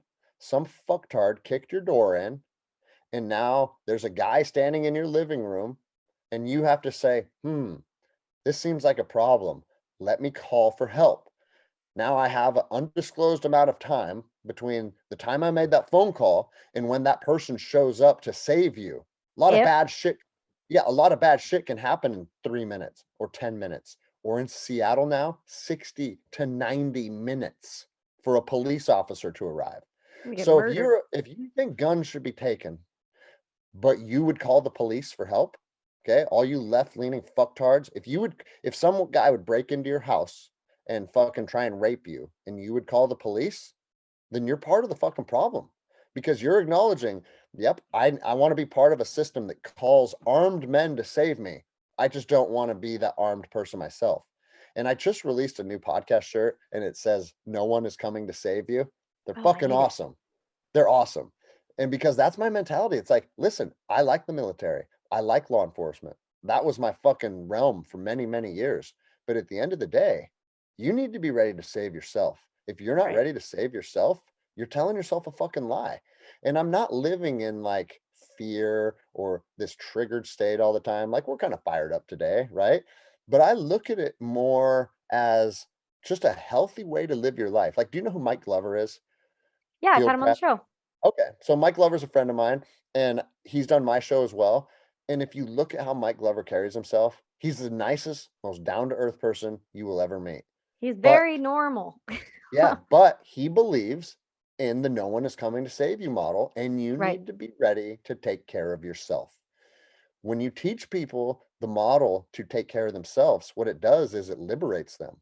When you know, like, okay, I could fight, and if I had to, I could fire and maneuver, and if I had to, I could go hunting and acquire food, or I know how to like build a shelter and stay warm, like all these things, these capabilities that you develop as a human being. The more capability you have, the less likely that you can be controlled by fear because Right. it's like, hey, I'll take your food away. Okay, I'm good. We'll take your house away. No, I'm good. We'll take this away. We'll take that away. We'll put this mandate, this restriction. And people that aren't intimidated by that, that scares the opposition. That's Hmm. why they hate people like Mike Glover because Oh, Mike Glover's entire platform is teaching you to be able to take care of yourself. And it's not some crazy anti-government movement. If you look at how no, what not at Glover all. articulates, a lot of it's like, oh, a natural disaster hit or the power grid went down. Like, we don't know what problem you may face in your life, but let's have some contingency planning. I mean, you were a vet, so you know the military fucking beats us with contingency plans. Like, you better have a primary, a secondary, a tertiary. Like, you need to have options because if you run out of options in the combat zone, like bad things happen. Right. That's all that he is doing. And they want to fucking like, they seized his bank accounts and shit for a while. Like, you remember it got crazy. I know he's getting Instagram issues. There's a handful of us right now that are getting hit like on repeat. And so he got wise and just made a backup account too. And I was like, bro, you gotta do these things. I think he gets hit all the time because of all the different pages. So I think they kind of amalgamated into one, and then they were kind of warning him there as well. And it was fascinating too, because I'll message him or something, and sometimes it'll pop up and say, this person regularly distributes misinformation. Dan Holloway gets it too. And a bunch of people are getting it because they don't, the algorithm picks up words we're using like firearms and safety and individuality and just human rights and freedom and those types of things. Yeah, It's Mike just got crazy. gigged for something for selling firearms on Instagram. And it's like, Yeah, it was a photo. he's He not wasn't selling selling the fire. firearms, you dumb motherfuckers. You No, know? I don't get it. I really don't understand it, because you should want your population to be strong. You should want your population to feel capable. Like Lex asked me this question, and I questioned myself on how I answered it, because he said it was right around the time the Russians just came out with their training propaganda video, and the American army came out with their animated propaganda video. Did you see those? I know. Nope. Oh, oh my God, I gotta Yeah, send it send to that you. shit. Oh my God, Send you're that gonna shit. love it. I don't know if they deleted it, but I know it was on YouTube, and they disabled the comments because it was getting ruthless. But the United States Army put out a new like recruiting video, and it was Oh, just animated. a bunch of woke ass shit, huh? So do you see my eyes? And so Yeah. it was like a girl joining the army, and she had two moms, and she was doing this, and one day she was going to grow up to be this, and it was this big animated cartoon though, so it was like super bubbly. The next day, I think it was like the next day or that week, the Russians put out their recruiting video. And it was like dude in the mud just fucking pushing them out, just somebody's boot on their back, and they're screaming. And he asked me, he goes, if you could pick one, who would you side with? And I said, the Russians. That is 100%. a terrifying video. And I tell people that all the time when we're talking about like, listen, I know that you're on the left and you're woke and everybody's equal and you love everybody and And that's fine. no man is stronger than any woman, and there's the sexes are identical. In fact, they're so identical that you can just change back and forth on a whim. I said, I get all that. You Yeah. agree with all that. But all that, understanding all that, if you have to walk out into the parking lot and fight two men right now, Doesn't and you can matter. choose, and you can bring me with you, or you can bring my wife, who's 5'3", 120 pounds, who wasn't an Army Ranger, who doesn't have a decade of combat. Right. Who would you pick? You know? Oh, shocking. You wouldn't pick the small woman that doesn't have any training? Like, we're not all equal. And I'm not saying that disparagingly. Human beings are very different. We're different. The sexes are different. Like, even the races, like, we have difference between our races. And it's like, I'm not saying that that's a problem. There are certain races that have a better, that like, on a fucking biological level, they process oxygen better, like the people from Nepal. Their bodies process oxygen at a more efficient rate than most other human beings in the world. And it's because of generation after generation of living at Being high born in that altitudes. Like, area, it's we are not not difficult. all equal, and that's okay. Like, in fact, it's more dangerous to pretend that we are all equal. Like, the fucking military Oh is yeah. like, when you join the military, if you can't do this, you're out. If your knees don't bend that way, you're out. If your feet are shaped this way, you're out. If you're too short, you're out. Like, there's a bunch of fucking standards in the military that if you don't meet it, you're out, right? Not Like, you anymore. Oh, well, that's what I'm saying. Like, now all of a sudden that Yeah. we're all equal, it's like, nope, everybody's the same. Like, are you going to have dudes that are paralyzed from the neck down, wheeling their wheelchair through the streets of Fallujah? Like, Not gonna everybody has their happen. story. And because of your story, everybody has their different piece of the pie that they're best suited for. Right. And it's not, we're not all the same. And it frustrates me that we've arrived at a place where we want to pretend that everybody is all the same, you know? It's this progression of technology too that's fascinating, in the integration within humanity and how we're developing it and utilizing it. I mean, it's one thing to say that, a man and woman are not the same, like for physical fitness purposes. But when you start combining and allowing, like, for example, you're in combat sports, you understand what it feels like to have somebody punch you in the fucking face. It's not ideal. I don't personally enjoy getting punched in the face from like a 200-pound man. I'd probably No. prefer it from like a 100-pound woman like myself because it's more proportionate to my body. Yeah. That being said, that's not reality in life. But when you start saying things like anybody can do anything, I listen, I was told that as a kid, and that's why I am where I am. So, I got the shit kicked out of me. I joined the military in an all male unit. I decided to just put myself through extra bullshit because I was told I could do anything. And I had that aspect of like, fine, you fuck, I'll do everything then. And now, whether or not that was the most brilliant decision on my part or the military and how we do things, as long as I met the standard, it was fine. But there was one standard for me. I had to meet that standard. I had to be able to do that job. If I couldn't do that job, you're just not welcome. But when you start doing things like saying somebody who's been biologically a male for 40 years and then he starts beating on, decides he wants to transition to a woman, which go ahead. I don't have a problem with that. If you want to do that, trust me, being a woman has got complications I don't want to deal with. So the fact that you want to join that, So hey, have welcome. fun with that. Come join. Let's talk about nails. We'll have the conversation. I got no fucking issue with anybody in this world. I really do not. Whatever your choice, your choice. But then when you choose to go in and beat the fuck out of a woman, a biological woman in a combat sport, that's when I start getting annoyed because I've been in those things. I know what it's like to get hit in the fucking face. I know what a male's strength is when he grabs the back of me and lifts me up over a wall versus one of my girlfriends who was also in the military grabs the back of me and tries to lift me over the wall full kit. It's not going to be the same like, huh, there I go. Not give me a the second. same. Just give me a second. Like it's going to be different. It'll get done, but it's not the same. But how do we arrive at a place where, like, when a person like Joe Rogan says Fallon Fox shouldn't be beating the fuck out of women in a cage, he is now the bad guy. You know what I'm saying? Because those people have never been punched in the fucking face. They don't understand. It's funny you say that because that's exactly what I've said on my show when this has come up. I'm like, if you think that everybody's the fucking same, come to my academy and I'll partner you up with somebody that you are not the same as, and you get to you will get to feel what that's like to be victimized. Because I know that I'm a 200-pound man and I'm pretty tough, right?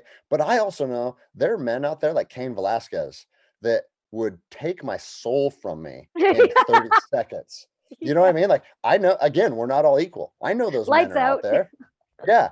But the thing is like, you have once, I mean, I'm a black belt. I've taken MMA fights. Like, I've trained for 2 decades in this stuff. And I realize how high the stakes can be. And then you got people that are sitting on the sideline saying, no, let her fight because now that she got it, now that she transitioned, she's a female. And it's like, how fucked up of a person do you have to be to want to get a sex change? Which again, I'm like you, go cut your dick off. I don't care about your dick. You Cut do it you, off. bro. It's fine. Cut your dick off and throw it in the garbage. I don't care. But just because you cut your dick off, you don't get to fight my wife now. You know what I mean? Like, I'll fucking kill you still. Yeah, like it's not going to work out in your favor. It's like me trying to transition to be a guy and then go, I'm going to go fight in like the flyweight and I'm going to get handled. Go fight Demetrius Johnson and then let me know how that works out for you. I wouldn't even want to fight Rose. Like she's my weight class and I'm like, fuck that. She's literally like, I think she's like maybe 3 inches taller than me. And I think if I were to fight like properly, because my weight now is about 103 to 108. So I'm just right below her. But like even the idea of stepping into a ring with her, she will fucking destroy most men. Like I don't want to play that game. I'm not here for it. And the idea that like that is everyone would be okay with me just being like, I'm going to step in to this ring and they'd be like, it's all right. You've chose that life. Like you're good with that. There's like a safety aspect to that concerns me because know I'm going to do brain damage. That's why it was awesome when Dana White's like, we'll never have that shit in the UFC, you know? Somebody will get killed. Yeah, somebody will get killed. And it's cool that everybody respects each other's rights and we're all equal until somebody dies of a fucking brain hemorrhage. You know? I mean, it's fine though, because we let actors shoot people. Fine. We're fine with all of these things. The world is a great place. Don't you get it? I mean, it is funny, great. Like, But And inevitably, when you're podcasting, you talk about all the shit that fires you up. And there's a lot of fucked up things going on in our countries right now. But the most freeing thing for me is like getting away from law enforcement, getting away from like working for the government in any capacity, starting my own business that's built on a foundation of something I'm passionate about, teaching right, people jujitsu. And it's been super rewarding for me to be able to, through all the bullshit, continue to give to my community, teach them jujitsu. Our kids program is huge. Our adults program is huge. That's a lot of people's outlet to be able to decompress and reset at the end of the workday. And it's like, there's a lot of good in the world, and you have to focus on the good and you have to build your future around that. And right, over the last 20 months is like I navigate the bullshit, but at the same time, I keep focused on what brings me joy, what brings my family happiness. And we've been able to create a life that's been pretty far removed from all the nonsense. Like our gym has 350 members. We don't have any restrictions or mandates. So every night I'm surrounded by groups of people with the right kind of energy, and you just have to know that you can do that too. Like right. if you're in a position in life right now where everything sucks and you're locked down again, it's like just remember all that is a choice. And yeah, I know you're being controlled by fear and they're telling you you can't do this and you can't go here or you can't eat there. But if you just go do it anyways, if enough people just go do it anyways, we're Hmm. going to be done with this stuff. And that's been my message from the beginning. I mean, that's what I got fired for, telling cops, don't do this stuff. This isn't what cops do. Stop it. Right. And it's interesting, as frustrating as it is. I also think it's a pretty incredible time to be alive because watching how all this unfolds, it's a pretty important phase of human existence. Hmm. And I think it's going to be powerful to be able to move into the next phase of humanity, whatever that is. And I look at it like this: everything that you do in your life to generate health, happiness, capability, investing in yourself, investing in your friends, investing in your family. If the world goes to shit, you're going to need those things, right? But if Hmm. we're able to vote out the shitheads and get better people in places of power and kind of turn this thing around slowly, but you did invest in your health and your happiness and your capabilities over the last 2, 3, 4 years, you're not out anything. You Hmm. win either way this country goes, or this world rather. You win either way by investing in yourself. And that's what should motivate people to do it. Like, understand the government's not going to come and save you. Figure out a way to be a self sustaining, capable human being. And now it doesn't matter what happens because you're good Hmm. either way. And the last thing I'll say on this, because I'm going on a fucking rant here, but I even tell Okay. my children, I say, if we have to go live in the woods, in the mountains, it's going to be hard. We're not going to have the kind of fucking food that we usually have. We're not going to Hmm. be warm. It's going to be a very difficult experience, but know that our family will be closer. Your relationships with people will never be stronger. And it's going to make you a much tougher and more capable human being. And you're going to be a better person because of it. If you know that to be true and you believe it, it puts you in the headspace of like, bring it on. What do Right. you got? You know, because everybody wants to just sit down and be comfortable, me included. It's just part of the human condition. But if you put yourself in the headspace where you acknowledge that very difficult times will actually make you a better person, then you're not afraid of them. Well, that's it. The fear can't win. And I think over time, like you said, it's about hopefully people, kind of seeing the light a little bit and realizing that, the governments work for us. We don't work for them. And they've lost touch with that. And if we can get them to realize that, and in the meantime, make yourself stronger, make yourself healthier, adapt. There's so many amazing tools now that you can be using to check biomarkers, to see how food affects you, to understand your sleep habits, to understand your physical fitness, to understand how to sustain your own family. People tease me and make fun of me, or for lack, family even says, "Why do you need to go hunt?" because I'm going to hunt for the first time. Like, why? What do you need to go? Go to the grocery store.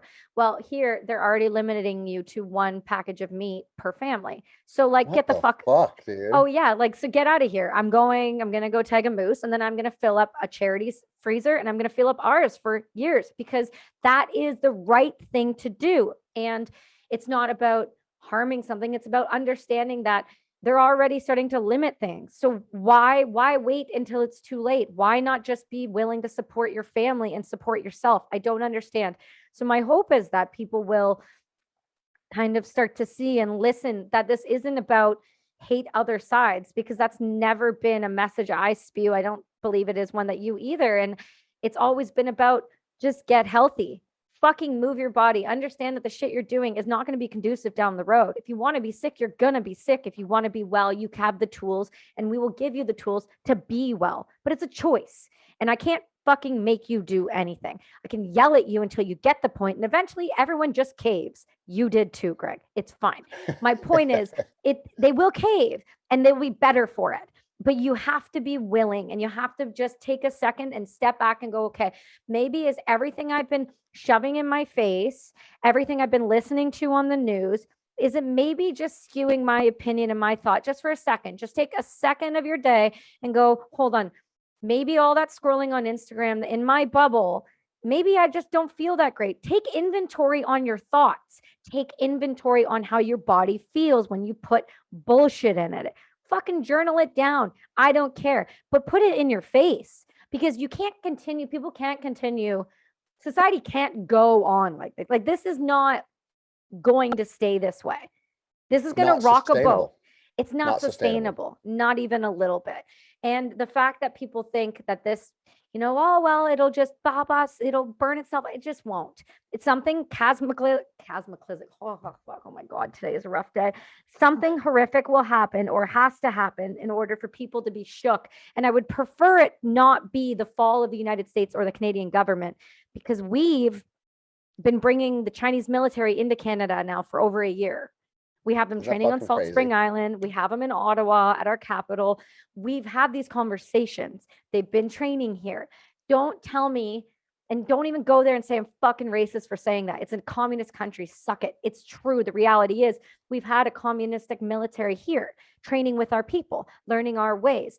There's just bigger plans, and we just need to be more thoughtful about the choices we make. And I'm hopeful that we will be. And it starts with the small things. Like you said, it starts with training. It starts with understanding your body, your family, your situational awareness. What would happen if something did happen? It's not about becoming a weird fucking psychologically damaged prepper that spends all your money on like underground housing that can just be flooded with a hose. Like, it's not about that. It's about just being smart for a second and maybe just having enough water in the house for 3 days if there's a flood. It's just about the small steps and taking the initiative to just look after your family.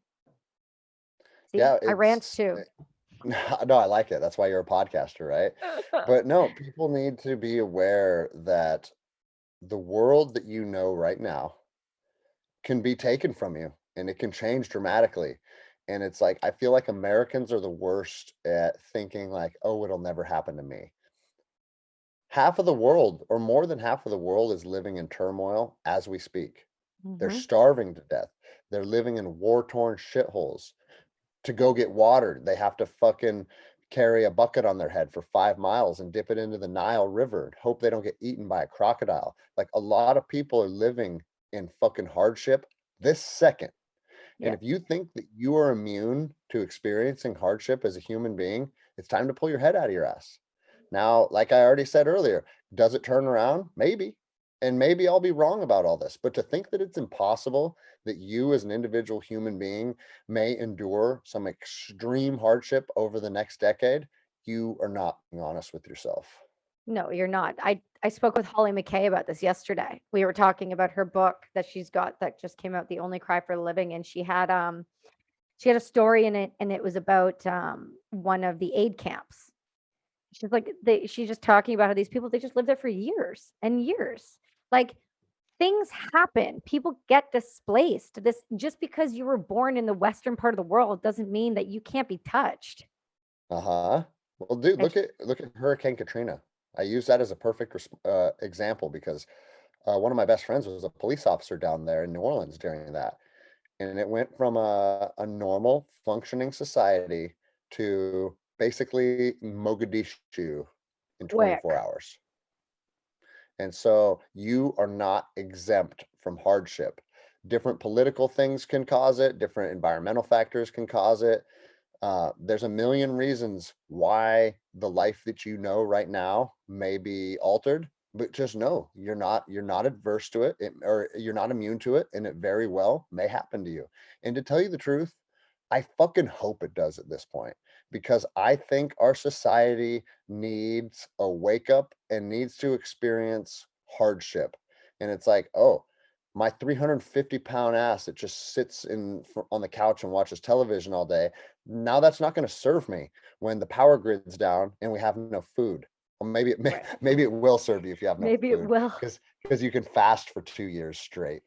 But Hey, you know be what I'm saying? fine. Like, yeah, they that'll be how this all plays out, and be like, hey, all these motherfuckers that were getting fucking shredded and lean and training all the time, they're the first to starve to death. And all the And obese Americans are the only ones to make it to the yeah. next generation and sustain the human race. And then Mao will come in and take over, right? When everyone's weak. Plot twist. Plot twist. Bam, everyone saw that coming. But that's my point is I think it's good to test yourself. And there's plenty of ways that you can do that, and plenty of ways that you can increase your body's ability to handle stress. And that's through, anaerobic and aerobic workouts, really aggressive, beating yourself senseless. And it doesn't have to be necessarily a martial art. If people are like, I don't want to roll around with sweaty dudes. And then I'd be like, well, be more like Andy Stump and roll around with sweaty dudes. He enjoys it. The point is that there are things you can do. I'm a cyclist. I'm a dickhead spandex wearing cyclist, but I do it in the velodrome as well because I know I can beat the hell out of myself there and I have somewhere to stop and I'll be all right. But I'm testing and I'm pushing and I'm testing and I'm pushing because my body has gotten fucking soft. I did 10 years since the military. And now I'm like, you need to beat the shit out of yourself a little bit more. So much so that when your husband turns and looks at you and goes, you were so much harder when I met you. Like, what happened to you? Like, I got soft. I need to get it together. This is embarrassing for everyone No, involved. we all have an ebb and flow though, and that's part of life. Exactly. Yeah. And I mean, like I said earlier, I think the best version of myself is still in front of me. And maybe I'm delusional, but I just kind of reinvented myself too physically over the last 4 months, because I looked at myself and I realized, hey, you let yourself slip for a little while. Right. And that's what I'm saying. That's a natural ebb and flow, right? But you have to be willing to look at yourself, be honest, and be like, okay, it's fucking time to change. Right. And like a lot of times you have to be critical of yourself, because a lot of people in your circle sometimes won't be critical of you. And Yes, so, people. yeah, like, and my mom is like, you look great. What are you talking about? You're a 40-year-old man. You don't need to have a six pack anymore. It's That's not the ridiculous. It's like, same. well, maybe I don't need to have one, but not having one is an indication of getting fatter. And So, decline. yeah, and so I could not have one, and I could say, "That's okay, I'm 40, I'm not 25 anymore." But or I could also say, "You know what? That is an indication that I'm not eating as clean as I need to, and I need to change up my dietary habits. I need to maybe train this a little more, train that a little less." Like, because this is what I always say, sure, you lost your six pack and that's fine, right? Maybe that happens with 10 pounds. But if you allow that to happen the next year, and the next year, and the next year, now you're 40 pounds overweight. Now is it time to turn it around and say, whoa, whoa, whoa, we got a problem now? No, it's the first indication that you are becoming a diminished version of yourself. Use that opportunity to turn it around. Grab the fucking steering wheel and change the trajectory of the path you're on right now. And you've seen those, like, if you change your trajectory just a little bit right now, in Mm-hmm. 6 months, it's going to be a substantial difference, right? And so that's why I'm always like there's a rule. My best friend Brian Sheely, who I climb mountains with, he's a mountaineer. He's very good in the mountains. He's like, one of the rules on the mountains is if you decide something should happen, you need to do it right now. right now, because everything is arduous in the mountains. Getting a drink of water, like dropping your pack and opening it up, and when it's a fucking blizzard out, or putting a tent up, like a lot of things that if you did it in your front yard, it wouldn't even begin to be a difficult task.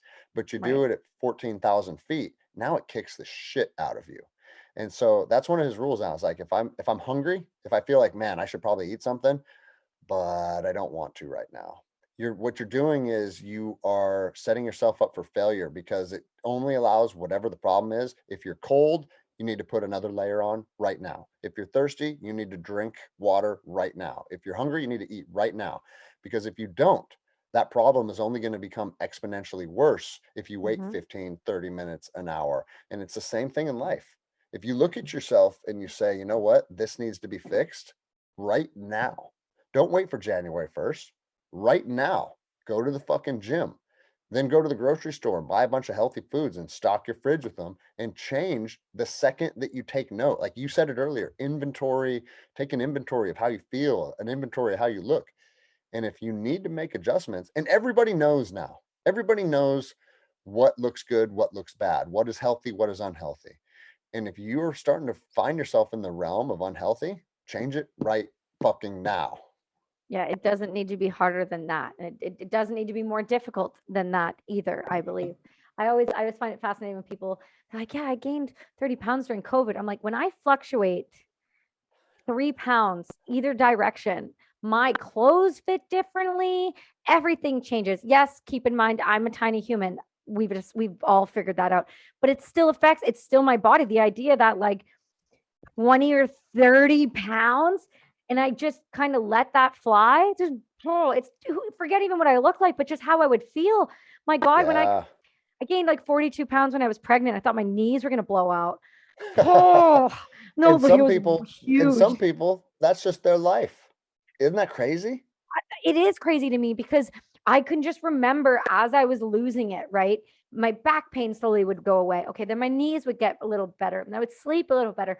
Just wouldn't you want to feel better? And I get it. Listen, if you have never trained a day in your life, it's intimidating to start now. You've never been healthy or given the tools on how to eat right. Well, guess what? You can start now. You can learn all of these things now. This doesn't have to be, I've got somebody who said to me, like, I'm 75 and I'm starting over. I said, fuck yeah. You Yeah. still got Fuck tons yeah. of time. What are you disappointed about? You're 75. There's plenty of things you could be doing. Sorry that you can't maybe go and mountaineer anymore. But you know what you fucking can do? You can probably walk still. You can probably little light jog into you, depending on your health. But there's things that you can do. And maybe putting McDonald's in your face until you die isn't the way to do it. I'm just saying. Well, we drove by McDonald's the other day and the line was about 40 cars. And so we're Man. just like, man. But there's days though, I'm telling you right now, like I've legit left the velodrome after just beasting myself and be like, kids, cheeseburger, it's going down. Don't even care because I know I just beat the shit out of myself. I'm like, if it's gonna have the one thing I'm gonna eat, that's gonna be bullshit. Because that stuff, like when you drive by, we'll be like, Jack, what do we think of McDonald's? Ew. It's like, that's right. That's right, son. You think ew. We think ew. And we make him judgy about it. We make him Yeah. judgy about food big time. No, I tell my kids, I said, that's not food, that's poison. Yeah, I said That's it's not junk food. food. It's That's what I tell bullshit. them about everything. It's not food, that's poison. You want a sucker? Okay, you can have a sucker, but that's not food. Okay, there's no Yeah. nutrients in there. That's just a Mm-hmm. big crystallized ball of fucking high fructose corn syrup that you're gonna lick because it makes your brain feel good. But it's Yeah. poison, okay? Yeah. And it's gonna Yeah. rot your teeth. Yeah, exactly. And we have this conversation with our 5-year-old on a regular basis. And he'll literally look at me like, Mommy, maybe we don't have that. And I'd be like, you're right. Maybe we don't. Maybe we do this instead. And then he'll be other times where he'll be like, Mommy, I want some French fries. And I'll be like, cool, we'll make homemade French fries. We'll take a potato, we'll slice them up. There's your French fries. But there's an idea that we have to feed. Like when we were in Hawaii, the only things that were on the kids menu were 4 things, and they were the same things everywhere. Macaroni, chicken strips, what, cheeseburger and pizza? Nailed it, brother. You Yeah, nailed it. shocking. I'm a parent.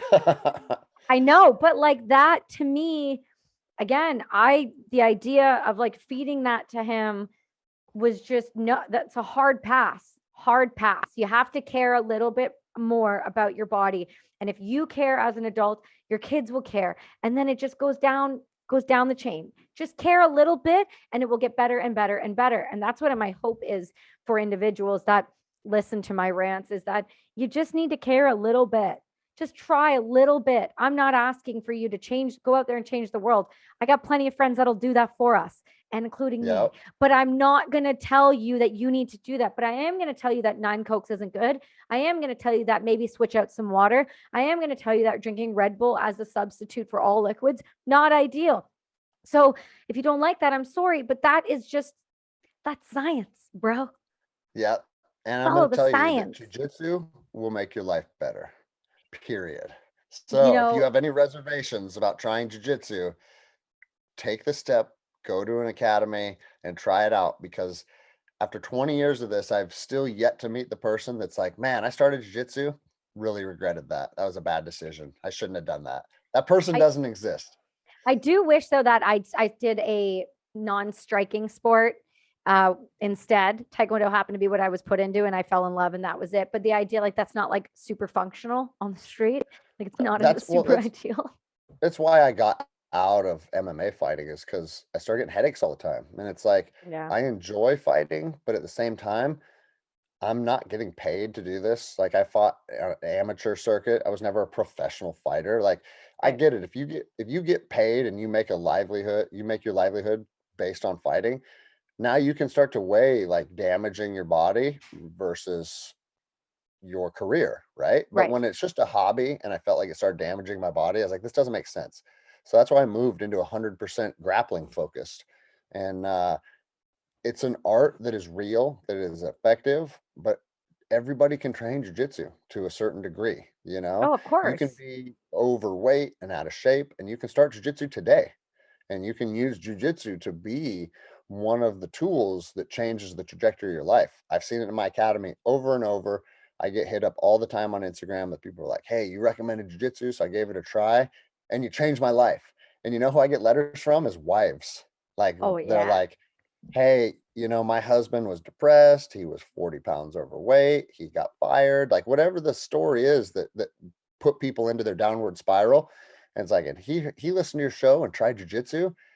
Our marriage is the best it's ever been. He looks like he did when I met him in college. Like, all of these Yeah. things that people put a new aspect, they put a new like hobby or a new focus into their life, and that one little change can have like an umbrella effect over all the other aspects of your life.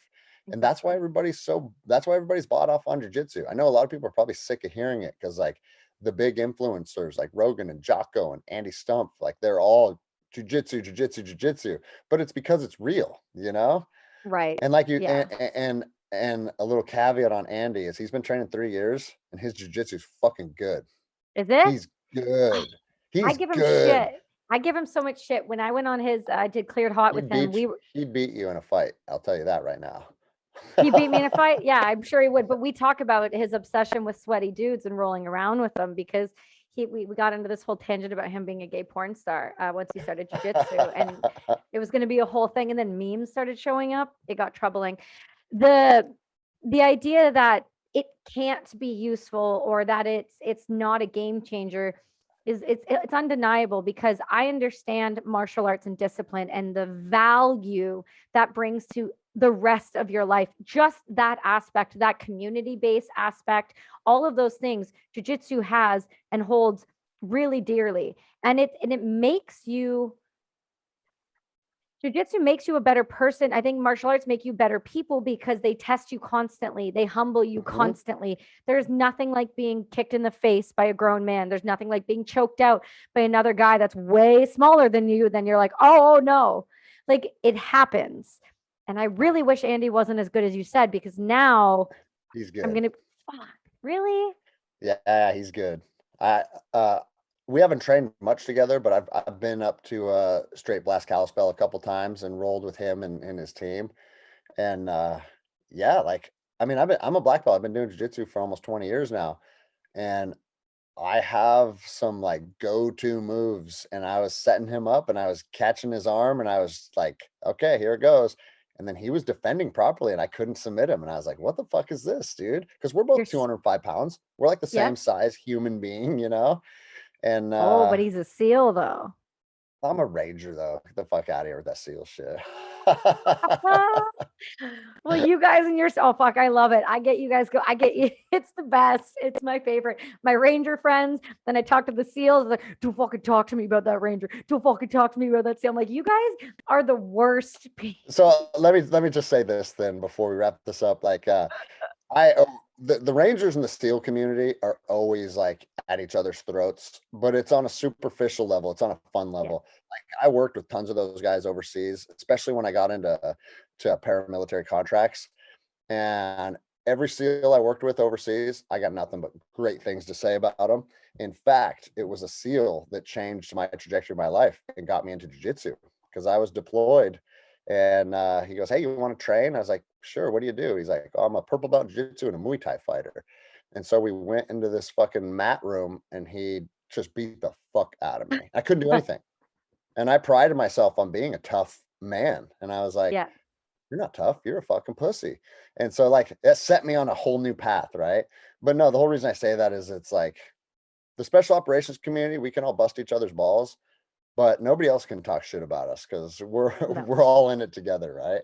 No, and I love that. And that's what makes you guys so unique and special. And people are always like, why do you talk to a lot of vets and like special ops guys? I said, because there's a different, unique perspective. There's an innate respect, whether they talk shit or not. And there's an understanding there. And that's something I can respect and, admire. So, and I think that my listeners can as well. And so I'm, I'm really glad that I got the chance to finally sit down with you and chat with you. I killed a fly at the same time. Wow, that was amazing. Look at me go. Multitasking. I Well know, done. right? And I'm glad because I think, for as ranty as we can get, there's still serious facts in there. There's still things that we should be discussing, and it may be taboo for some to listen to, but then, just turn it off and find a new show, right? It's about Yeah. finding those individuals that just want to better their lives, better themselves and those around them, and they're conscious of the effort and the energy they put in. So I'm glad and grateful that you're in the circle of people that I choose to have conversations with. I'm glad that you were willing to come and Likewise. sit with us. Thanks, dude. But tell everyone where they can find you, where they can listen to your podcast, where they can come join your jujitsu if they're in the Seattle area. Please tell us everything. So my podcast is called The Endless Endeavor, and it's just a reflection of how life is exactly that. Like we are going to continue to face things. We're going to continue to have new challenges and new hobbies and new careers and new people. And you always have to be looking forward. And I think that podcast name kind of summed that up perfectly. And that's available on every podcast form. You can find it on Apple, Spotify, Stitcher. We have a YouTube, but it goes back and forth between being YouTube jail and then I get out of YouTube jail and then I'm back in Yeah. YouTube jail. So if you look on YouTube, we may or may not be there, but everywhere else you can find us. And then my Jiu-Jitsu Academy is in Lake Stevens, Washington. We're about 45-minute drive north from downtown Seattle. So if you want to come and train with us, I have people that are like, hey, I like your show and I was in Washington, so I came and trained for a night. Or if you're local and you're looking for a good, solid team of guys and gals that'll change your life, come and start training jujitsu. I tell people, give it 90 days. Give something a 90-day commitment, and I guarantee you, after those 3 months, you won't want to stop. And then lastly, the only social media platform that I really use is my Instagram, and it's at GR Anderson33, and that's it. And I try and interact with people as best I can there, but as you know, there's an ebb and flow to Instagram where sometimes you get 200 DMs, and it's like, fuck, man. I'm not going to be able to respond to everybody, Yeah. but that's where I try and do my most interacting with people. And yeah, podcasting has been a fun journey. I enjoy being able to sit down and just have long form conversation with people like we did this morning. And I always say, like, if my episode gets one download that month and I enjoyed my time with that person, then it was time well spent, right? And Right. I think our society is missing long-term conversation. Like the human condition used to be, we were tribal and we would share ideas and perspectives and we were around people and we knew people intimately. And now I'm sitting in my house and 20 feet that way is my neighbor's bedroom and I don't even know that person. It's a Hmm. bizarre reality that we've created. And so that's why I think podcasting is so powerful, and I'm honored. And Andy Stump is also the one that got me into this. He invited Oh, me on that's Cleared awesome. Hot, and then I got a lot of positive feedback, and I said, "Hey, I'm going to do that too." And now we're doing very well. And so, yeah, come check out a couple episodes. I go back and forth on solo rants and then also guest episodes like we're doing here. So it's a That's fun podcast. So I'm fantastic. really enjoying it. Yeah, it's good. I've listened. Your group ones are funny. I like those. The rants are good. I like a good rant, man. I'm here for them. So we're glad to have you on. You're welcome back anytime. And Awesome. I I guess, yeah, I guess that's it. You stick with me, but everyone else, we'll see you all next week.